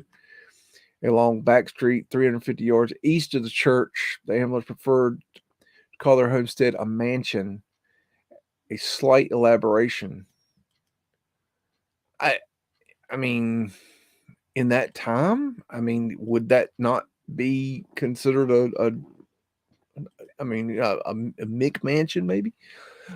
Brick house was typical of early Georgian architecture. It had 2 stories, a central hall, and 2 rooms on each side. The yard consisted of elaborate garden walkways. Unfortunately, the home burned during the Revolution and was restored by Colonel John Ambler. The house burned again during the Civil War and was restored a second time. When the house burned a third time in 1895, it was not rebuilt. At that time, the property belonged to David Bullock, who bought the Ambler and Travis Holdings on that island in 1831. Today, the National Park Service Administrator remains. So, hear me out. Maybe this Ambler guy isn't the one that's the cover story. Maybe it's this David Bullock. Maybe.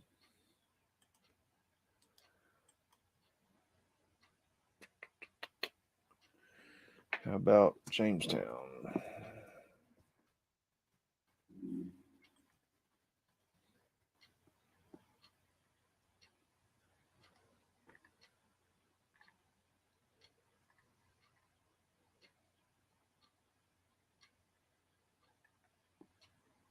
Huh.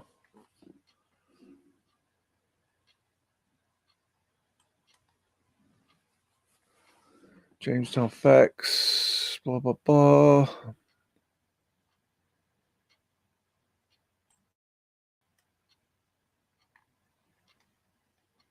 Let's see. I'm looking for that dude.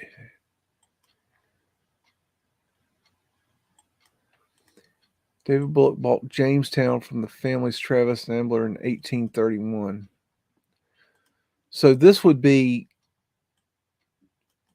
after what we would call the Mudflood time frame.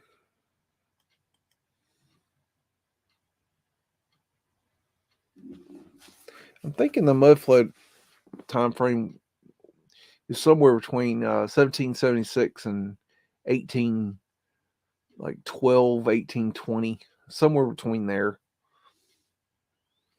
is kind of my thinking. Get rid of that. Get rid of that. Get rid of all that crap. Full page. Oh, nope. What is that? We don't want that. Take the whole page. Ah, shoot. Well, we can find it again that way at least. Okay. Images. Nope, doesn't bring him up.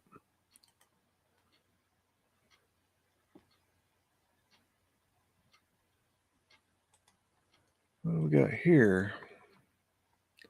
African American men with civilian conservation corps evaluate that or excavate next to the Ambler Mansion in 1930s.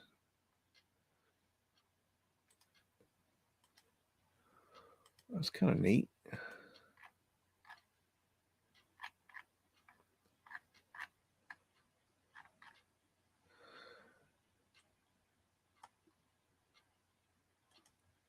Okay. Now I wanted to see that church. Where is the church?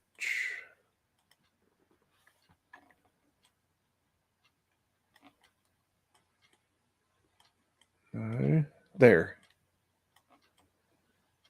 I forget what the story on this church was, but it was something about oh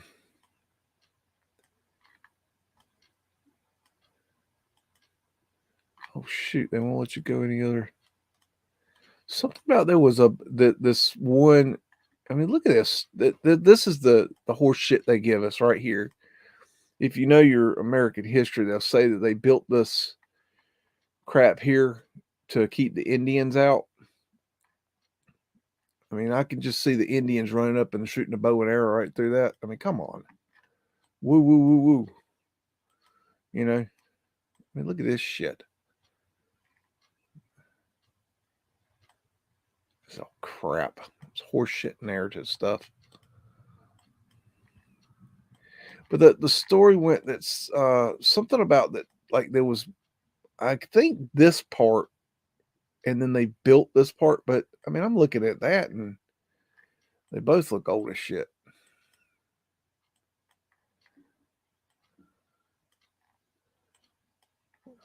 I mean, I bet you, dollars to donuts that whole thing was there. What's new is this. This is. I mean, obviously this is reconstruction, but I mean, this is all horseshit narrative stuff. So, anyways, let's see. I'm gonna stop that and let's see what else we got. Let's see. We still got Frankie and Ann and Hippie and Michael. That's all I can see right now. Okay. Pocket of destruction and a melting.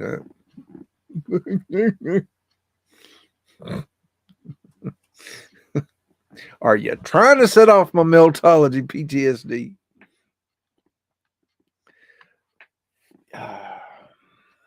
Yo, yeah, we cannot. This community's so full of shit, man. Truth community. That's in quotes. It's truth until you dare to ask a question, and then it's like, no. It's like water in the Wicked Witch, and they like, no, you can't ask a question. No, you can't go against what I've just said. No, I'm on YouTube. I have the truth. I mean, come on, y'all. That's not truth. If there's no, this thing is just it's gotten ridiculous. The truth community, there's no truth in the truth community anymore. It's a bunch of bullshit. Everybody's attacking everybody. That's why I've just pulled back and said fuck them all, because it's just so fucking bullshit. I've been thinking hard about, like, where is this going? And where it's going is it's gonna implode, because see, you got all these people, everybody's attacking everybody right now, right? And what's going to happen is you're going to end up with there's not going to be anybody left, because they're all going to attack each other to the point there's not going to be anybody. they're going to destroy it. It's, you know, I'm just not going to be part of it. I think it's ridiculous. Why would you destroy yourselves to? I don't know. Doesn't make any sense. I want to look up. I don't know. I'm looking for. Let's look this up. I don't know what this is. I've got a lead here. Okay. I don't know what the lead is.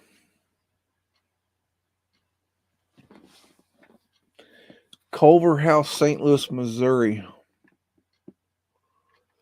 So this is what we're looking for.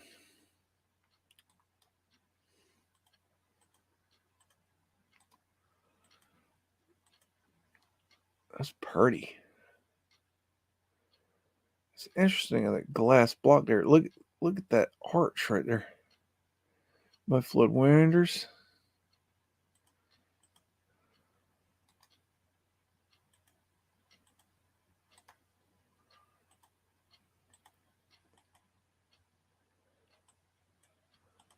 Ooh. It's got a Moorish look to it. I would say these glass block are new.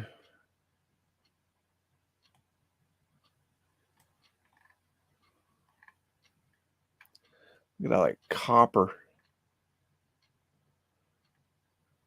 It's covered in copper.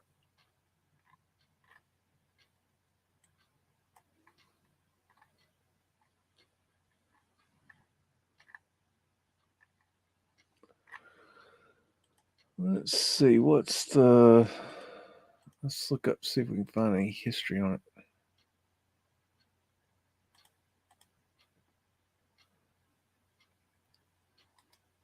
Faces destruction. Grants Board Powell Hall expansion initial approval. Okay. Alrighty.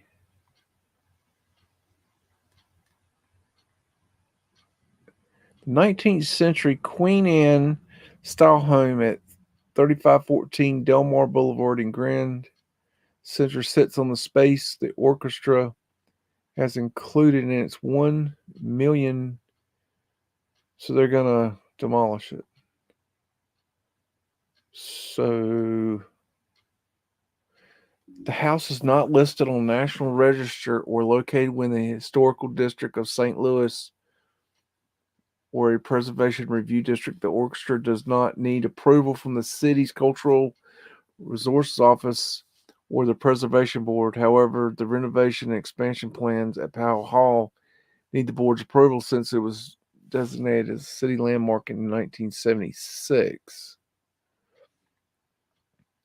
If you walk through the basement boiler room in Powell Hall today, you will see music stands. The building was never intended to be a concert hall, and quite frankly, it lacks some of the fundamental spaces needed to function as one. Okay, what are they talking about? Okay, someone mentioned that it's the path of least resistance to demolish the building. But assistant of the city, I am standing here ready to make it, or not the path of least resistance. I'm ready to resist. That means direct action of organized protest. I'm willing to do that. I really do not want to see this business demolished. So they don't know if they're going to demolish it.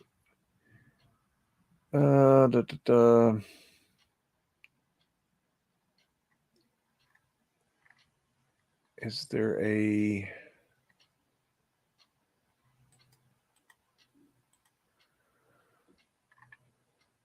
That's a pretty cool picture. Built in 1886. We'll take a pop of that.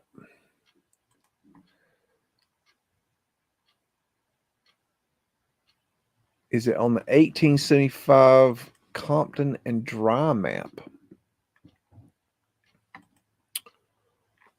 Huh. No. That's weird. Okay. Historical significance. This house was built in 1886 for Lucius L. Culver, who was vice president of the Wrought Iron Range Company. Okay, at the time he had this house built near Grand on Del Mar, he was one of the three Culver brothers, along with Henry H. and William W. Culver, each of whom also lived on Del Mar, which was then called Morgan Street. The Culver brothers had started off together at the company, but Lucius then split off and formed the Majestic Manufacturing Company. He was vice president, blah, blah, blah, blah, blah, blah. And brothers moved to a larger mansion on Portland Place, Washington Terrace, from the house they once owned at 3501 Del Mar. The home was then owned by Judson S. Bemis, the Bemis Bros. Bag Company. He had lived there with his family into the early 20th century. By 1925, the area was becoming more commercial, and the St. Louis Theater was built right in front of the house. Today, the theater is Powell Symphony Hall, and Culver House is owned by St. Louis Symphony Orchestra. God, that's weird. Architectural significance. The house was built in 1886. It's one of the remaining structures built by famed architect Jerome Bibb Legg. Let's see what this dude's deal is.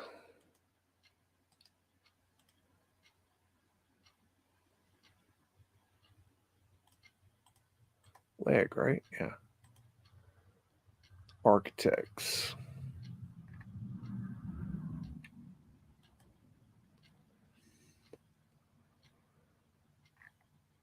Oh my. So he decided to build this little ditty right here for shits and giggles, because, you know, we're going to attribute something to him. Built that little piece of shit. Okay, good for him. I mean, come on. That right there, I mean, in that time frame is one man. Like, let's take a picture of him. Okay. It's one of the two structures he designed that still stand in Midtown, along with William Colbert Jones' house. However, Legg is best known for designing St. Louis Music and Exhibition Hall. Let's look that up just for, whatever's. I think I've seen that thing before, but is it gone?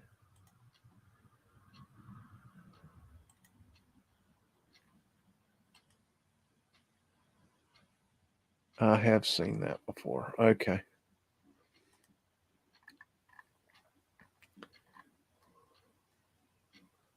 Was it torn down in 1907? Wow.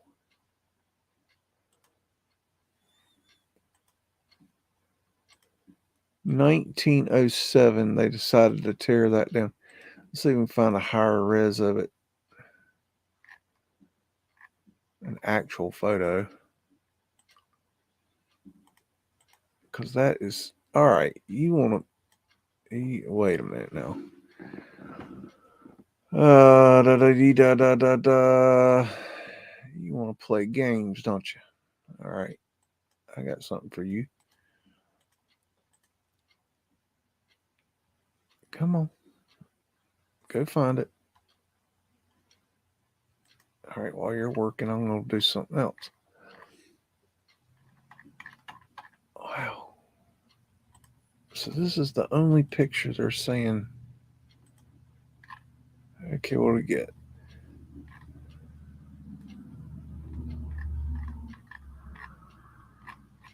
They're not going to give anything. Seriously? Y'all suck. Look at that thing.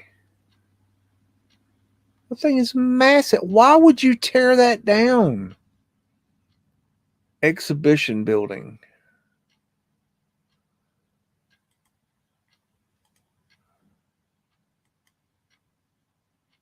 St. Louis Exposition Music Hall, Indoor Exhibition Hall. I bet that was this World's Fair, the national nominee. Okay.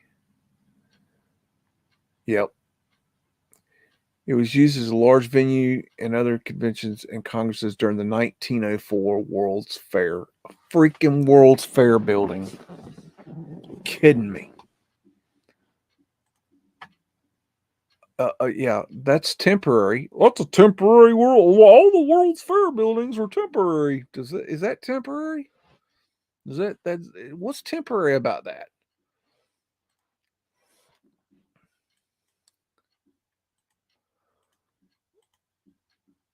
I mean, that thing is massive.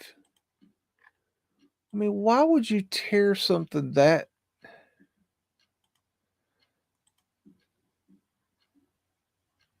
amazing down? I mean, what you can't figure. Look at that thing inside.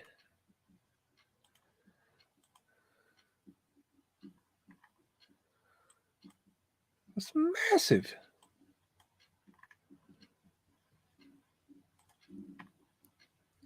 Okay, all right. We stood on the site of the Central Library from 1884 to 1907. Wow. His residential buildings were quite spectacular as well, with this building and the C.A. Wickham House. C.A. Let's see if we can look that up. I just find it impressive that these people, these architects are just so freaking talented. Is that it? I think it is. Maybe.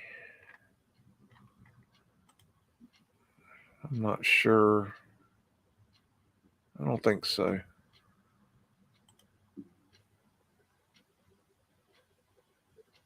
Oh, maybe it is. I don't know. I just find it so interesting that these people are so talented. It's different today.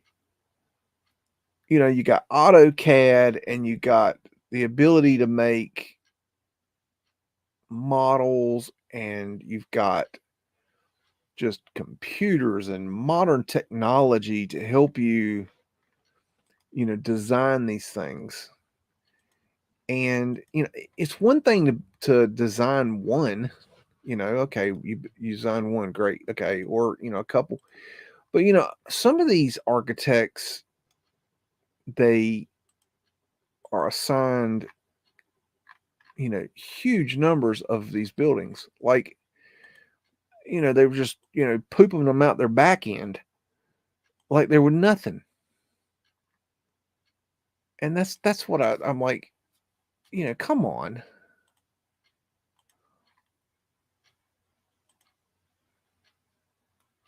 Look at that. Massive building besides. See that, I think that looks more modern. But let's go and look up. It's supposedly still there, right? Maps. Okay. That ain't it.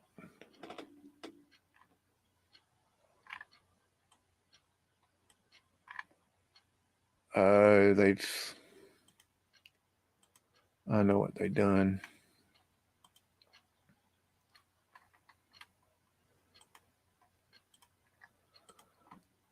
Let's see. It's now the St. Louis Symphony.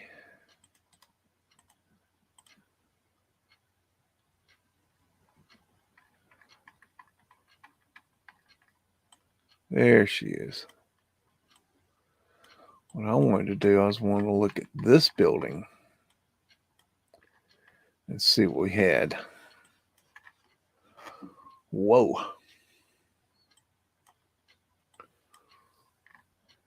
Wow. Okay.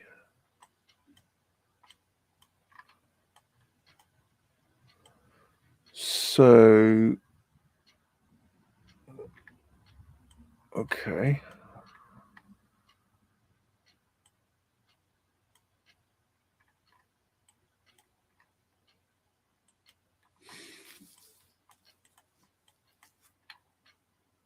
Trying to get my. What the hell is that?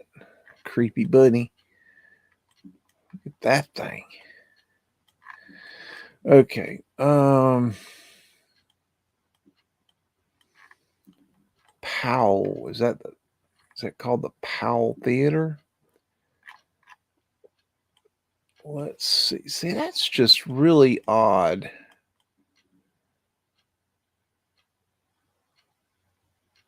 That house would be in that spot. I don't know, it just looks. It don't look right. But then again, you know, I see a big parking lot here, which means they demolished a whole bunch of other stuff. What if that's an old? What is that? Oh, okay, never mind. Powell Hall.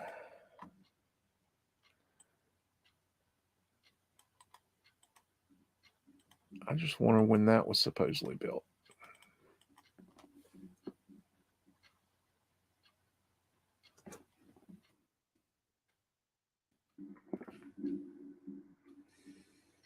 Founded in 1880. So that building's old as shit too.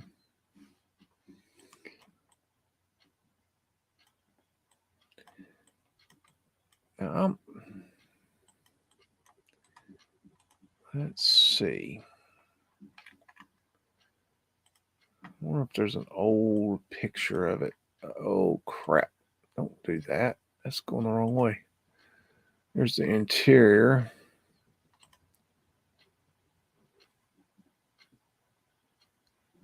That's what I'm looking for. Okay, let me see. Going back here, I got a feeling that. Okay, we're basic. Okay, you can't see it. Okay. Oh. What I'm wondering is, all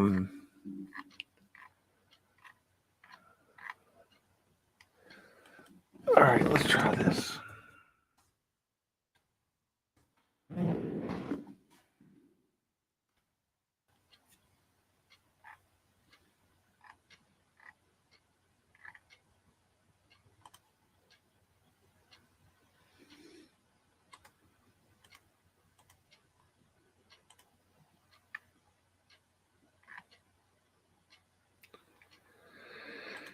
It's not giving it to me. I'm looking for an old picture or an old drawing, or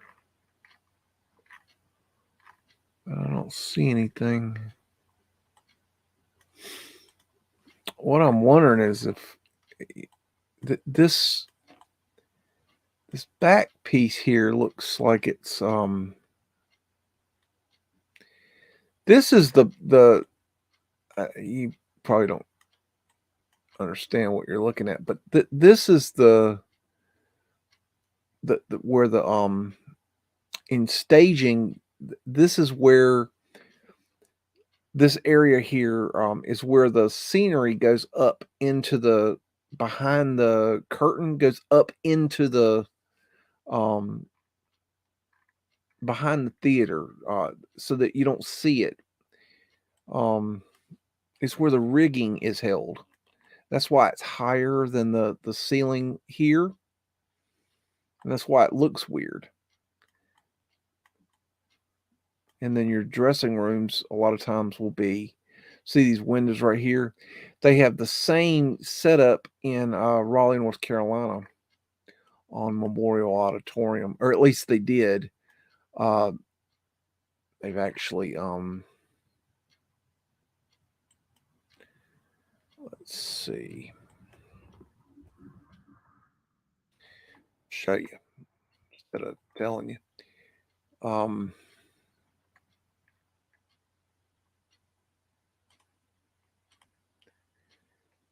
And right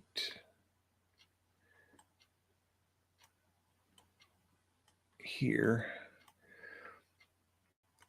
Now this building is has changed dramatically. All of this, all of this, all of this is and all of this is new.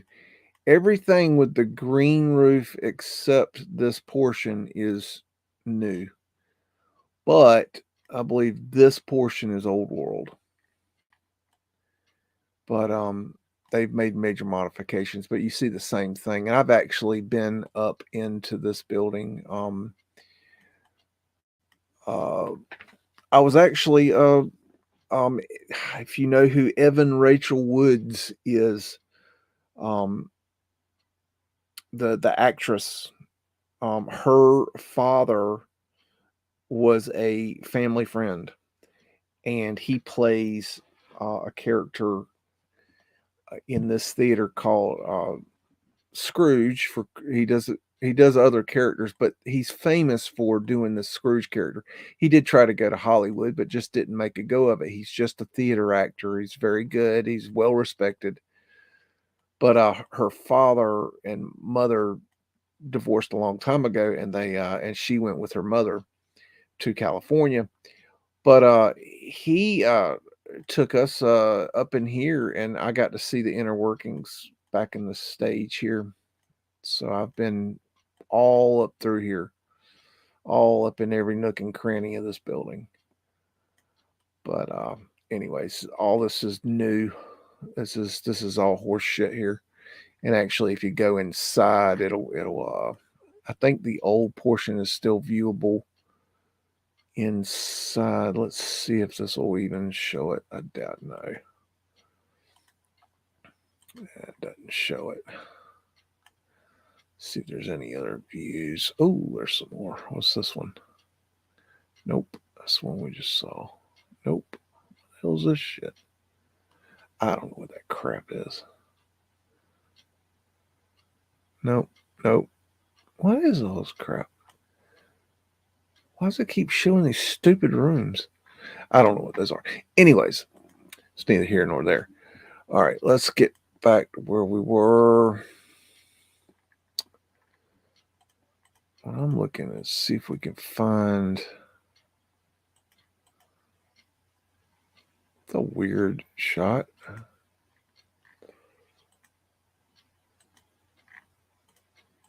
Older pictures.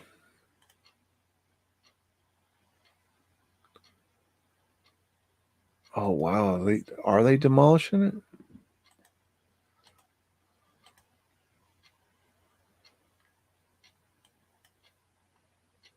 I don't know if that's it or not.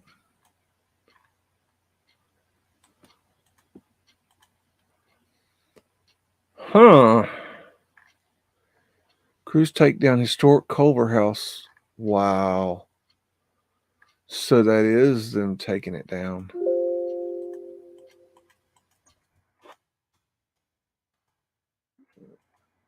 So they're demolishing it. That sucks. Wow.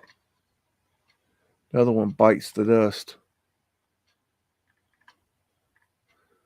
See if we can find some older pictures. Let's go to. Let's try.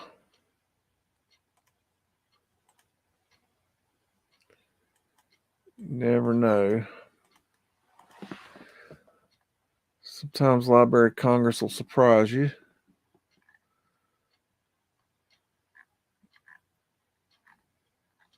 It's not showing anything. It's a bunch of junk. Huh.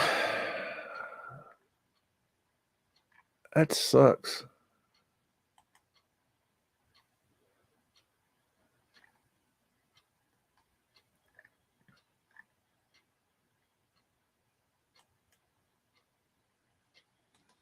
There's a piece of ornamentation from it.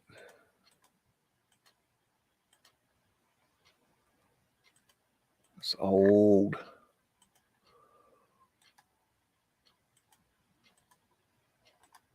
Wow. Unbelievable. Look at that drop in right there. That's a crime scene right there.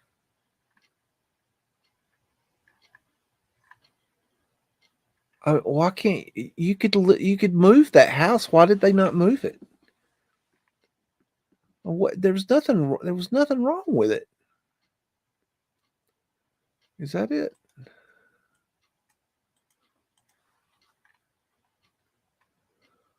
Oh wow! Look at that.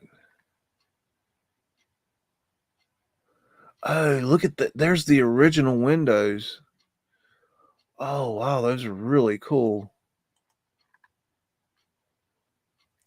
So it had been renovated. Wow.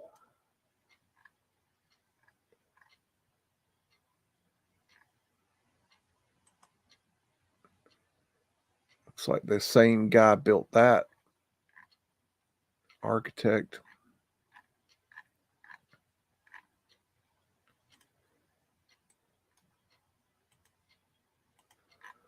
Unbelievable.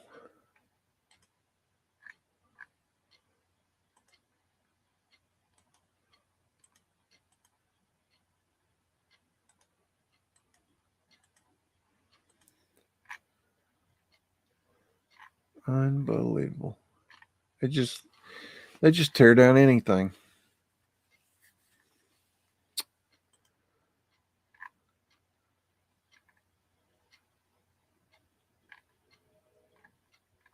This is recent too.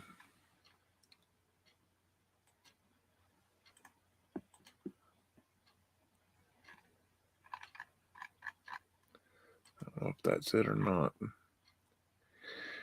Okay. Well,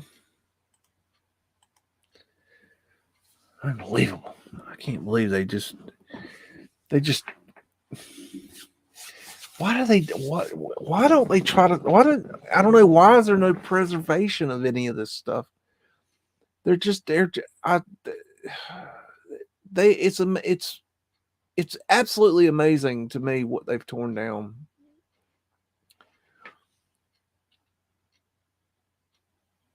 Just dumbfounding. I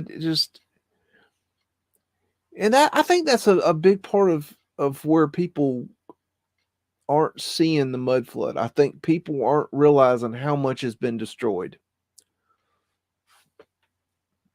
It's dumbfounding between the Great Fires and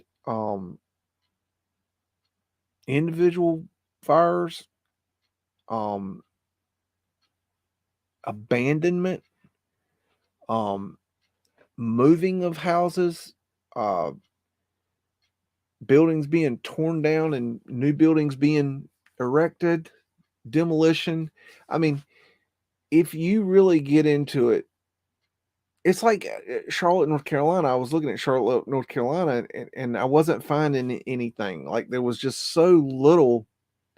I couldn't understand what was going on, and then the deeper I looked, the more I realized there was no great fire. There was no. It was just there was no like nothing that stood out. That, but what it was they had just demolished it all. They decided that they wanted to redo the city, and they just started wiping it out. And so that's something you really have to look into as you're looking into these places is look into the not what is there, look into what is not there, what was there. It's like I'm continuing to do my Raleigh research, and I find more and more that I didn't know was there. I recently, found out there was an airport near downtown Raleigh that I'd never heard of. I'd never seen. And it's like there's these things that you just have no idea. And I'm digging in the digital archives and trying to find more and more evidence, because there's just a very strange story of what's going on that has happened in Raleigh. And I'm trying to piece it together, because I thought I was getting a grip on it, because I was mapping it out to where where I could see, where I could prove that there was one level missing throughout this whole area. And then now I'm finding out there's much more below that. And that really kind of set me back, because it was like, well, damn. I thought I was really getting a grip on it. I thought I was really getting it mapped out and worked out, how they covered it up, and how they, what was there and what's not there and what you can't see today. But then, I find out there's, another level or more below that. And it's really kind of thrown a loop, because it's thrown me for a loop, because it's like, damn, like, how in the hell, that's a lot of damn mud. I mean, this one building, it's really messing with me, because it's in a if you look at the city, it's on the southwest. It's kind of in the southwest of the original, what they call the original city plan. And it's it's right beside the train tracks, and it's you look at this building, it was a 1-story warehouse. It was no big deal. It was just it wasn't even on my radar. There was no Mudflood windows, there was no evidence of stairs going down, there was no history, there was no old pictures showing weird things. There was nothing to signify that this building was mud flooded. But I felt like, based on some other buildings in the general area, that there was a strong possibility that there was a basement. Now, that's not evidence of a mud flood, but when they started demolishing the building, they find not one but 2 levels. The first thing they did was they opened up the concrete foundation, and found out there was a level underneath the concrete foundation. And they dug down. I think it was 10 or 12 feet, and they hit another concrete foundation.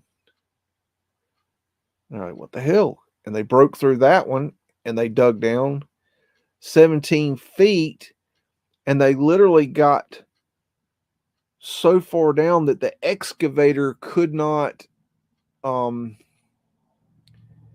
dig any further without additional I think it was additional permits. And they see a stone foundation starting at the second level. There was a stone foundation. So there's a brick wall going down. That's not a foundation. Going down below okay, you got ground level, and you got brick wall, which they would call oh, that's the foundation. No, it's not the foundation. And then below that, you had 17 feet of stone foundation wall. And they didn't get the bottom of it. And they were going to go and dig it out. And then the city, not the city, the damn architect, we had it set up where the guy was gonna, they were going to dig it out and then clean the dirt up and put it back as a solid foundation because they got to build a building on it. And then the architect came up with this plan to drill these post like columns and circumvented the idea. And so they had to cover it up. So we did not get to dig the foundation. They never found the bottom of that foundation. It's just killing me. But in the process of this, they found 2,000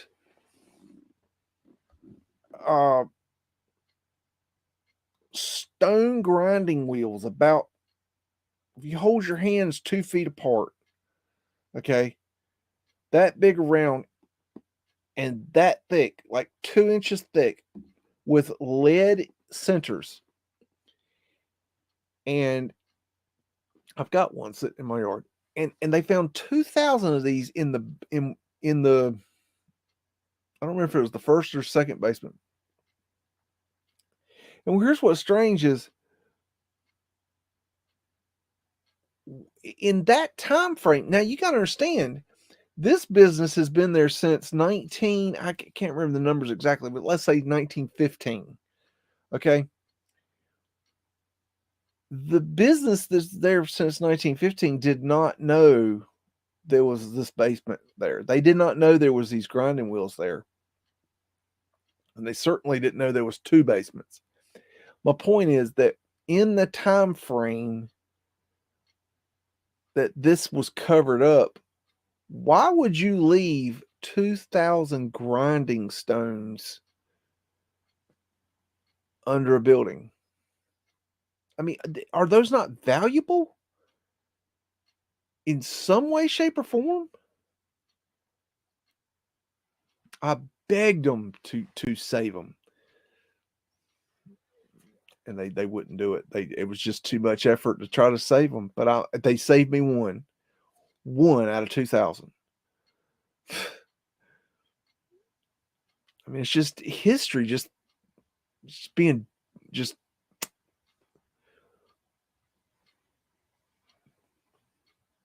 It kills me. But no, this is how we're gonna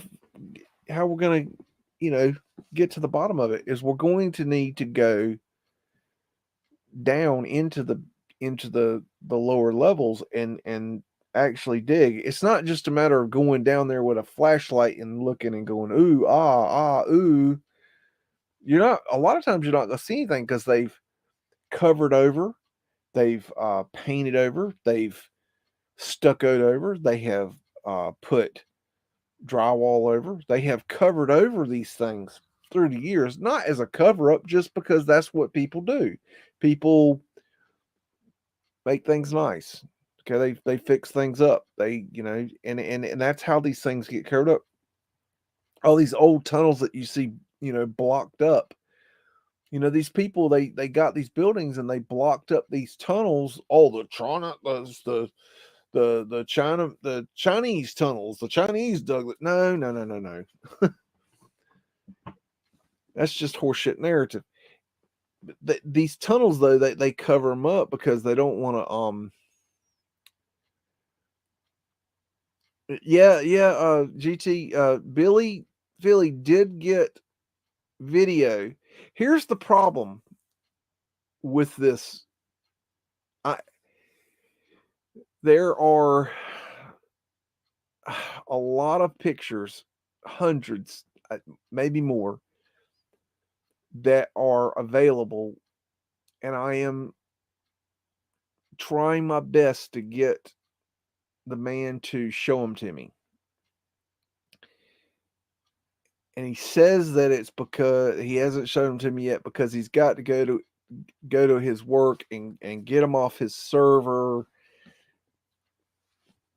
You know, I don't know if he's bullshitting me or if he's ever going to do it. I don't know. But here's the thing.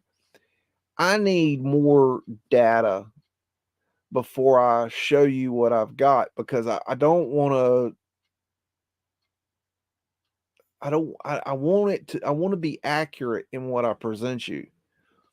So yes, the answer is yes. Billy Philly did get video, but Billy Philly only got video of the first basement. He didn't get the second basement. And that's where the meat and potatoes is. Oh, and by the way, in the first basement, they found windows below grade. So there's windows. We do have video of that. But yes, we do have video of the first level. Yes. Yes. And I have not. I'm trying to get all the data together because it's very interesting. I'm trying. It's difficult because you got people that they don't understand how important it is. You know, these people, their job is to tear the buildings down. You know, if they're being paid, they're going to tear it down. They're not going to give a damn about. The only thing that stopped them as much as they did was that when they cracked that basement and found out there was artifacts under there, that the state shut them down and made them go. They sent in the archaeologists to go in there and look around, and the archaeologists I think they just kind of shrugged their shoulders and were like, no big thing. It's like archaeologists. This is a great example of archaeologists being idiots. There's an archaeologist on Oak Island in Nova Scotia right now. Nice guy. And he works for the government as as a government archaeologist. And he was sent out years ago to look at Lot 5. And he goes out there and he sees this round indention, and he looks at it and he's it's no big deal. Nothing to see here. And that was that. He just left and he was just like, nothing to see here. Nothing important. And then when he is brought back to the island, now he's finding all kinds of things. And they just recently acquired, in this past year, they acquired Lot 5. They've been trying to get it for years. They finally got to buy it. And they got on Lot 5 and started looking. And this, I think his name's Laird Niven. Anyways, forgive me if I'm wrong. But this archaeologist went to look at this feature again. And this thing is humongous. It's this humongous stone feature. And he's like, I don't know what this thing is. I have no clue. This thing is incredible. And my point is that this archaeologist went out there, looked at it, didn't look like anything important, didn't think anything about it, never seen anything like it before, shrugged his shoulders, turned around, and walked away. Now he's coming back, ass in hand. Okay, we need to dig further. This thing is incredible. My point is that these archaeologists, that they've been taught that things fit into a certain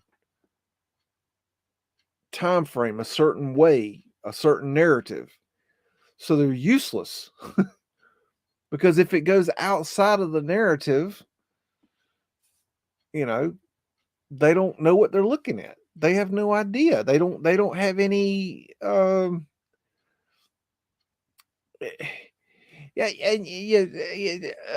saying Laird Niven is the cop of Oak Island, the guy sketch. I think he was here's my opinion of Laird. And yes, you're right, he is from the government, but I think he was sent to the island to watch over these guys for as like eyes on the ground for the government to keep an eye on what was going on there. And I think if you watch the when he first came to the island, he was kind of like, Oak Island, yeah, whatever. And through the years, he's been stumped again and again and again and again. And I think he's getting to the point where he's turning, you know, to the light, and he's starting to realize that um, there's definitely some. If you haven't watched Oak Island, I don't know what you're doing. I don't know why. I mean, it is that is definitely my crack. I can definitely. I love the stories and the archaeology and the history of Oak Island. It's so fascinating. There's I could just go on and on and get about that, but it's definitely cool. I mean, they are definitely getting close to something. There's something has happened on Oak Island that is very very very important. It's special. It's really really special. So I'm looking at your what you got right. Hippies watching Oak Island. That's funny. Yeah, it's over for the season. They can only work, a certain portion of the year. I wonder what the archaeologist actually found. Where are we talking? Oh, are we talking about in Raleigh? I don't know. Um, there's a lot of hush hush. I have a suspicion that the whole thing about the changing the plan instead of digging the dirt out, cleaning it up, and putting it back. I have a suspicion that the archaeologist realized something was going on there and that they changed the plan to where they didn't have to dig it out so they wouldn't have to expose it because it would completely change Raleigh history because this building is it's to find out this building had two levels, not just levels, they were deep levels below grade that nobody knew about. It would completely change Raleigh history. And I got a feeling somebody put their foot down on that one because um,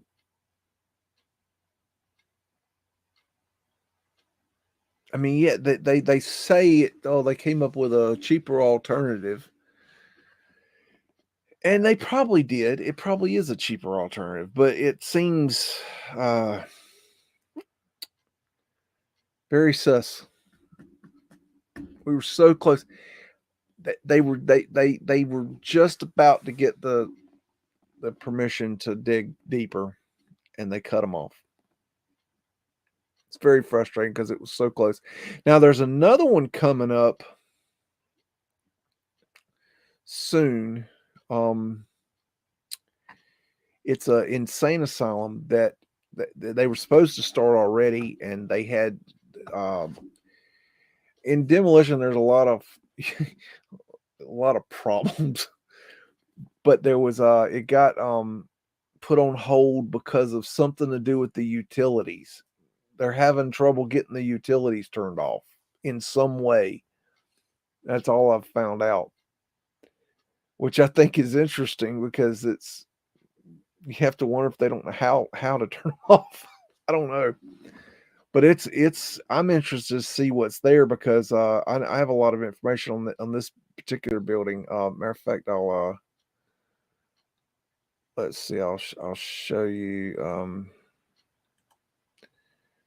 Ooh, dokie. How about show you that. Raleigh. Okay. The building that they're gonna tear down is they've got the contract to do it. That's not the problem. The problem is the I get my bearings. Oh, where am I? Oh, okay, I'm too low. The problem is it's this building here. It's Dorothea Dix Hospital. Um, it's massive. It's your classic Batwing kind of style, and it doesn't look like much now. It's actually very ugly, but they have they brutalist facaded it. This is all stucco. Billy Philly actually got out here and got some video and got some pictures of some bricks in this thing, and they were huge, just really big bricks. But this building doesn't look like much, but it actually they just they tore all the good shit off of it, and then they covered it up with this crap. This is brutalist facaded, and it did not look like this originally, and you can just tell what they did. But we've got I've got confirmed that there is a basement in this building. At one time there was a somewhere I can't remember exactly, but I think about right here there was a nice mansion, and right here there was a beautiful glass garden in this area somewhere here. But I've recently acquired some pictures of it, and now Billy Philly, you could check out his channel and see this. Let me find the building. I think it's this. Yes, this one right here. He actually got video of this building, and he got into the windows and looked down here, and it just goes. It's just open here. It's kind of hard to explain, but this is all. It it this is the like you don't walk in and then you're on one level. This whole thing is open. And so when he stuck his camera, in the window here, you saw down into here. But that was really cool. There was a steam plant right here. Right here, yeah. It used to have a tower, a smokestack. That's classic old world shit right there. But anyways, that's coming down. It's terribly ugly now. It's very, very ugly now what they've done to it. But now the one that I'm really trying to get more information on this one. It's not there anymore, but there used to be an amazing, absolutely amazing structure right here, which was they called it State Penitentiary.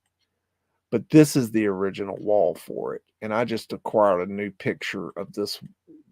It's taken from kind of this angle on the ground, and it's the massiveness of the picture is just phenomenal. This wall is just phenomenally big, huge. But that is an old world wall right there, still there today, still being used, probably because they can't get rid of it. But there was originally a 5-story massive son of a bitch right here on the end of this wall. It's a beautiful building. But anyways, that's part of my Raleigh research. I don't want to give you too much. When we go down that rabbit hole, that'll be a deep dark hole. I want to go down that one properly. I'm kind of trying to get my focus in the right direction for that research. I'm trying to refocus. It's very difficult because I've got so much research that it makes it very difficult to narrow it down. I even talked to Mine Unveiled about, how to get my focus right on this project, because he's so good at that. But anyways, how you doing, hippie? Antiquitech won't shut off. I don't know what it is. It's really weird. But all I understand is it's a utility problem that they're having. They're having a problem getting the utility shut off. And it's a big facility. Don't get me wrong. I mean, there's a lot of. I mean, it was in use up until recently. Um, I don't know. It's really weird. I'm it's exciting. I learn a lot of. I'm learning. There's a lot of stuff I can't tell you. I wish I could, but I can't tell you that I'm told, just because it's proprietary information. But it's just really interesting. I've learned some very interesting things that are help bring some clarity to some other things. But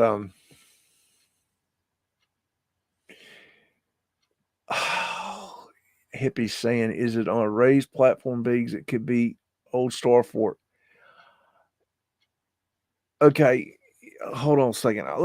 I'll show you something, Hippie, and you tell me.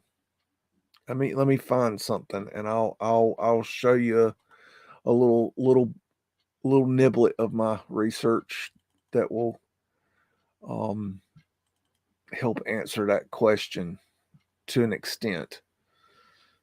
I can't answer the question because it's complicated, but let me find the proper. Okay, here we go. Let me present the screen. Okay, this is a map of Raleigh, North Carolina, that was confiscated from a Confederate soldier during the Civil War.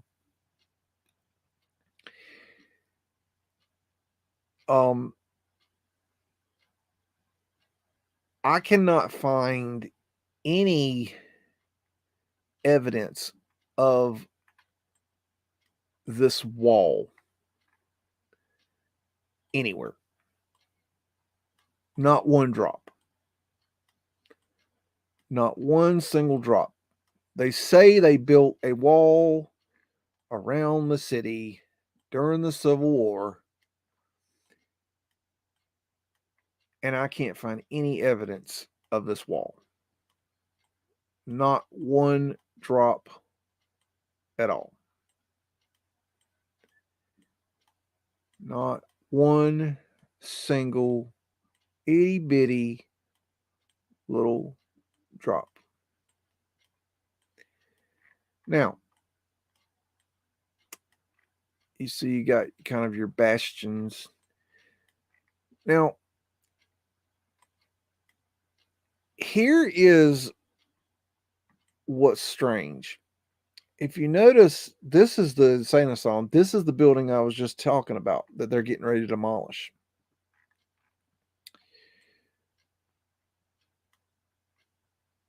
This right here, this line right here, this one line, and it took me a lot of research to figure this out. This one line right here is that wall. That is the wall to this old state penitentiary.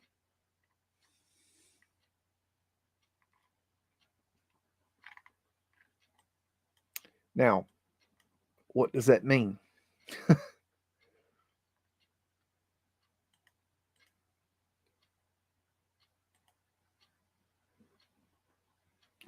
I don't know.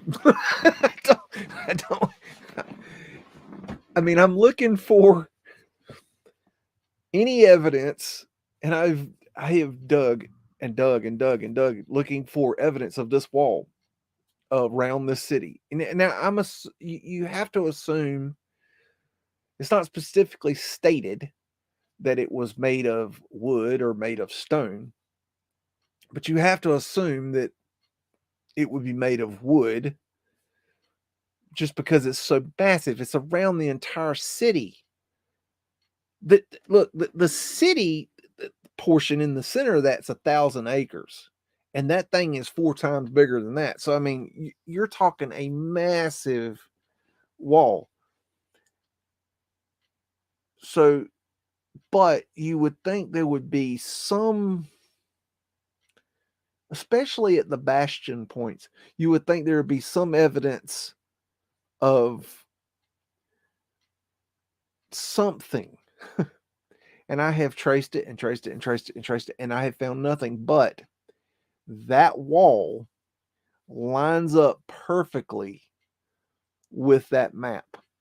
That one wall. I'll show you. Let me show you again that wall, and I'll if you noticed in that picture, um if you noticed in that picture, the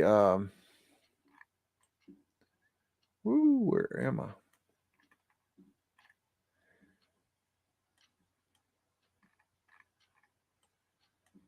There it is.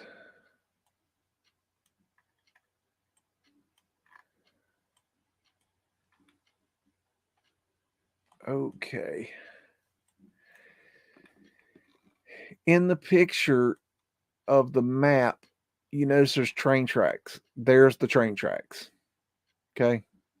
100% confirmation those train tracks have been there since, you know, God farted out the earth. Okay. The wall is right there.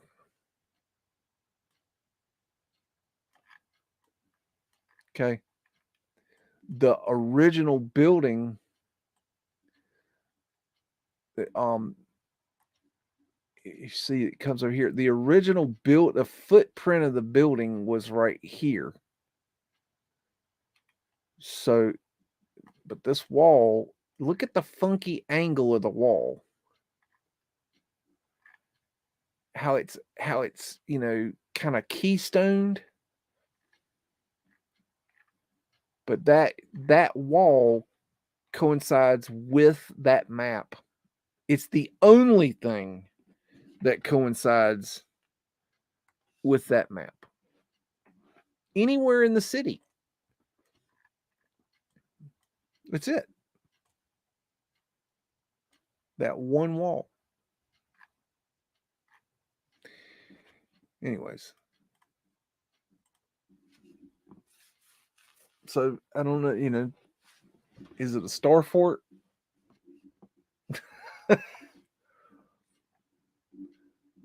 Campbell looked at it and he said, "That's a star fort." I mean, now, he looks at star forts all the time. Man, I don't know. I can't prove it was a star fort. So I don't know. I mean, it is what it is.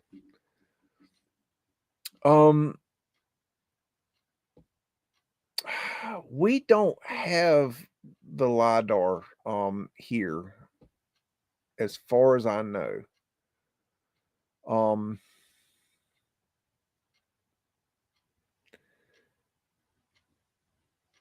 Unless you know something I don't. I would love to see the LiDAR. I've got some very specific places I'd like to look. But all old cities were walled, yeah. What's just strange about it is that there's no evidence of this wall. Like, where is you would think that there would be like a portion that just survived just for shits and giggles, but I can't find anything. anywhere in the city that has any history of it. I have traced the lines, I have done measurements, I have done everything I can to determine the rough location and in the general area, and there's just nothing. It's just whatever was there is gone. And just and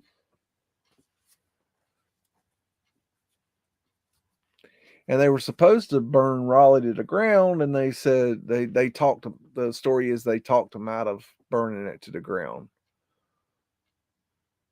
I don't know. It's crazy. That's a really old map, though. There's supposedly a stone on that property of the central prison within the walls that is has etchings from Confederate soldiers.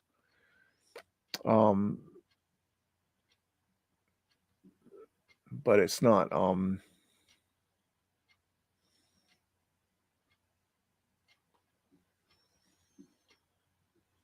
it's Raleigh's got a very strange thing going on. I didn't think there was anything to Raleigh when I because I grew up there, and I just figured there was nothing. When I started doing Mudflood, looking into that, I just didn't see. I'm like, well, there's just nothing in Raleigh. I mean, yeah, there's some old buildings, but nothing like Mudflood. No. But I didn't realize how bad they had covered it and how much they had moved, and how, I mean, there's hundreds of mansions that just disappeared. The downtown Raleigh was full of mansions, and they're gone. Where'd they go? A lot of them they picked up and moved. A lot of them they demolished. They just disappeared. It's crazy. It's you don't understand. And then the brutalist facading. I mean, they just came in and just plastered over the buildings and just covered up everything. It's unreal. But the point is, Raleigh is an example of the entire world is like this. If you look deeper into your town, into your home,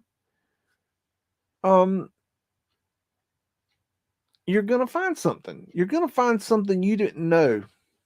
You're gonna stumble upon a history that's gonna really surprise you.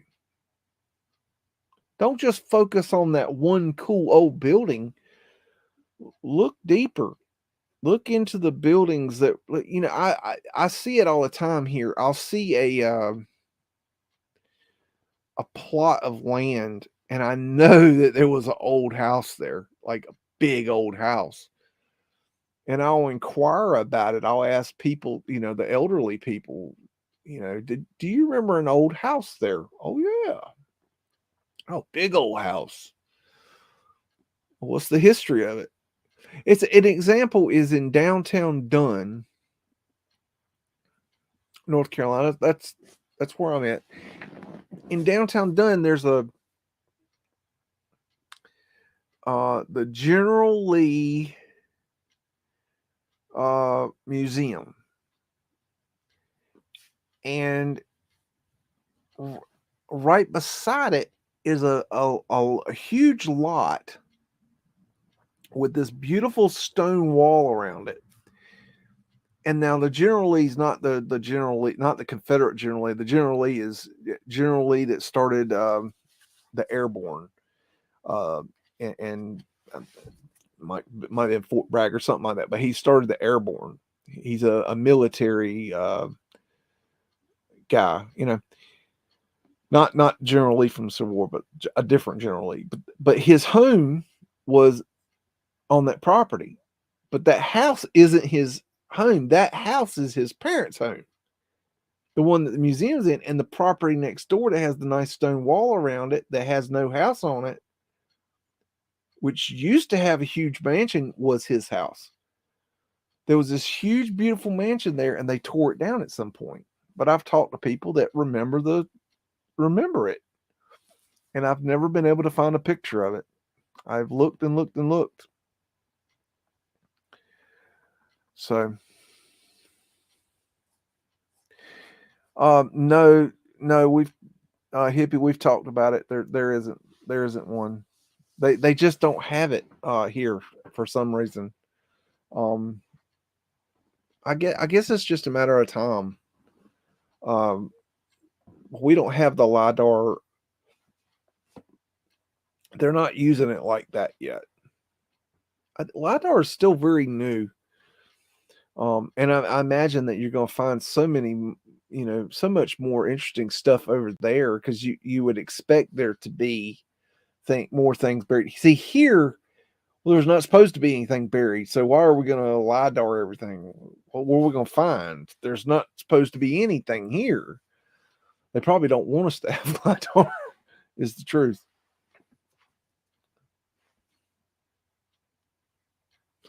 God. But maybe in the future. I don't know. I hope so. That would be very cool.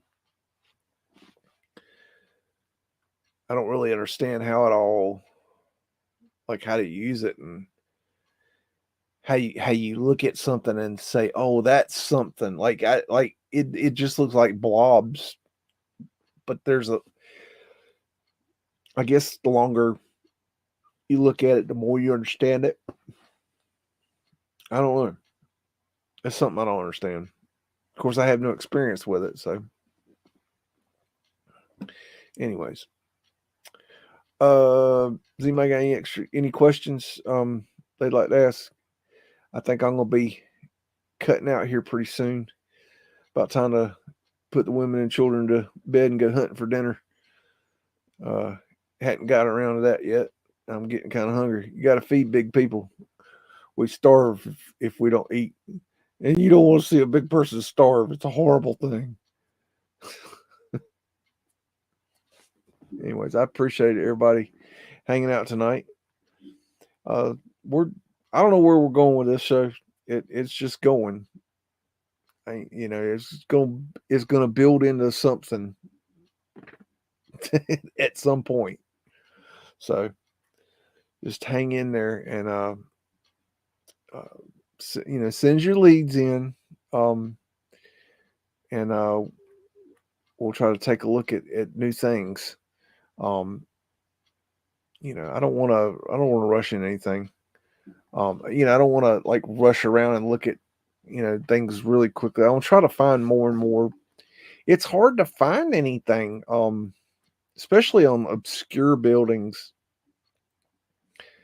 But you still find things. I mean, a lot of times you don't even find any history, if it's a smaller building. But every little bit counts, and we get to look at new things that we don't normally get to see. I think that's the idea is I want to look at some of these more obscure things, things that, because see the glass plate negatives, they went for the best of the best kind of thing, so then a lot of the lower hanging fruit, they didn't get, it just didn't get as much attention. That you don't have the nice fancy glass plate negatives. But then again, but then if you start looking around, you're like, man, there really are these amazing structures that really aren't very documented. So that's kind of the idea, is like, let's find some things other than the big stuff. We've looked at the big stuff, and that's great. I want to look at more stuff, like what's around the big stuff. Kind of take it from that angle, and see how we can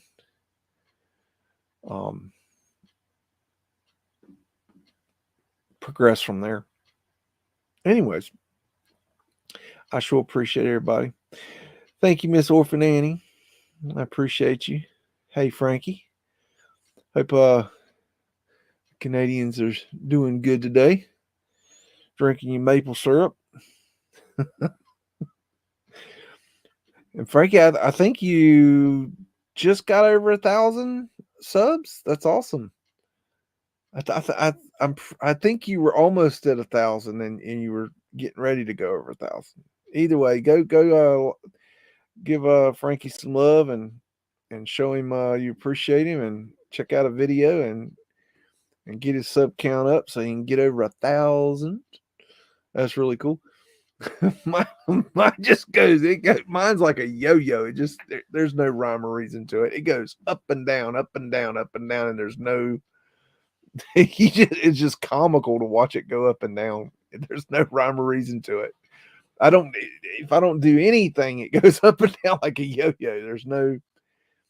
It's like all of a sudden it'd be like there'll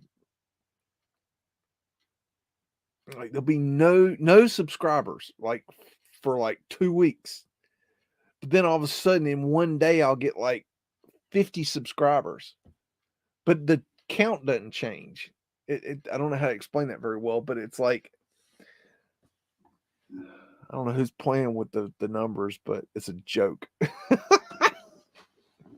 Anyway, I don't do this for that. I just do what I do. Anyways, I appreciate everybody hanging out, and I will be back as soon as possible. See you soon. Love, Bigs.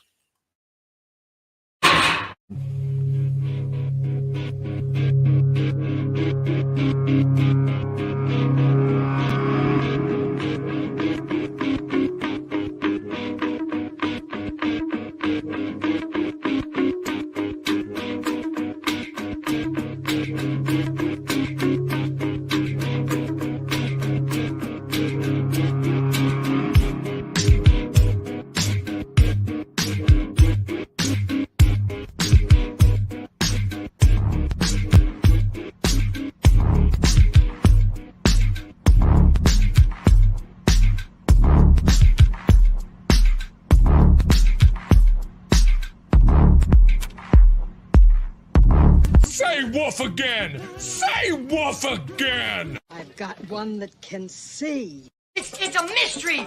It's a mystery wrapped in a riddle inside an enigma! Don't you get it?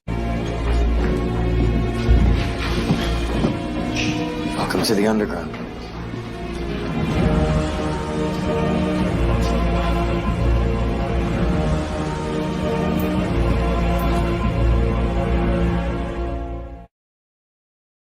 This is my kung fu, and it is strong. See you later.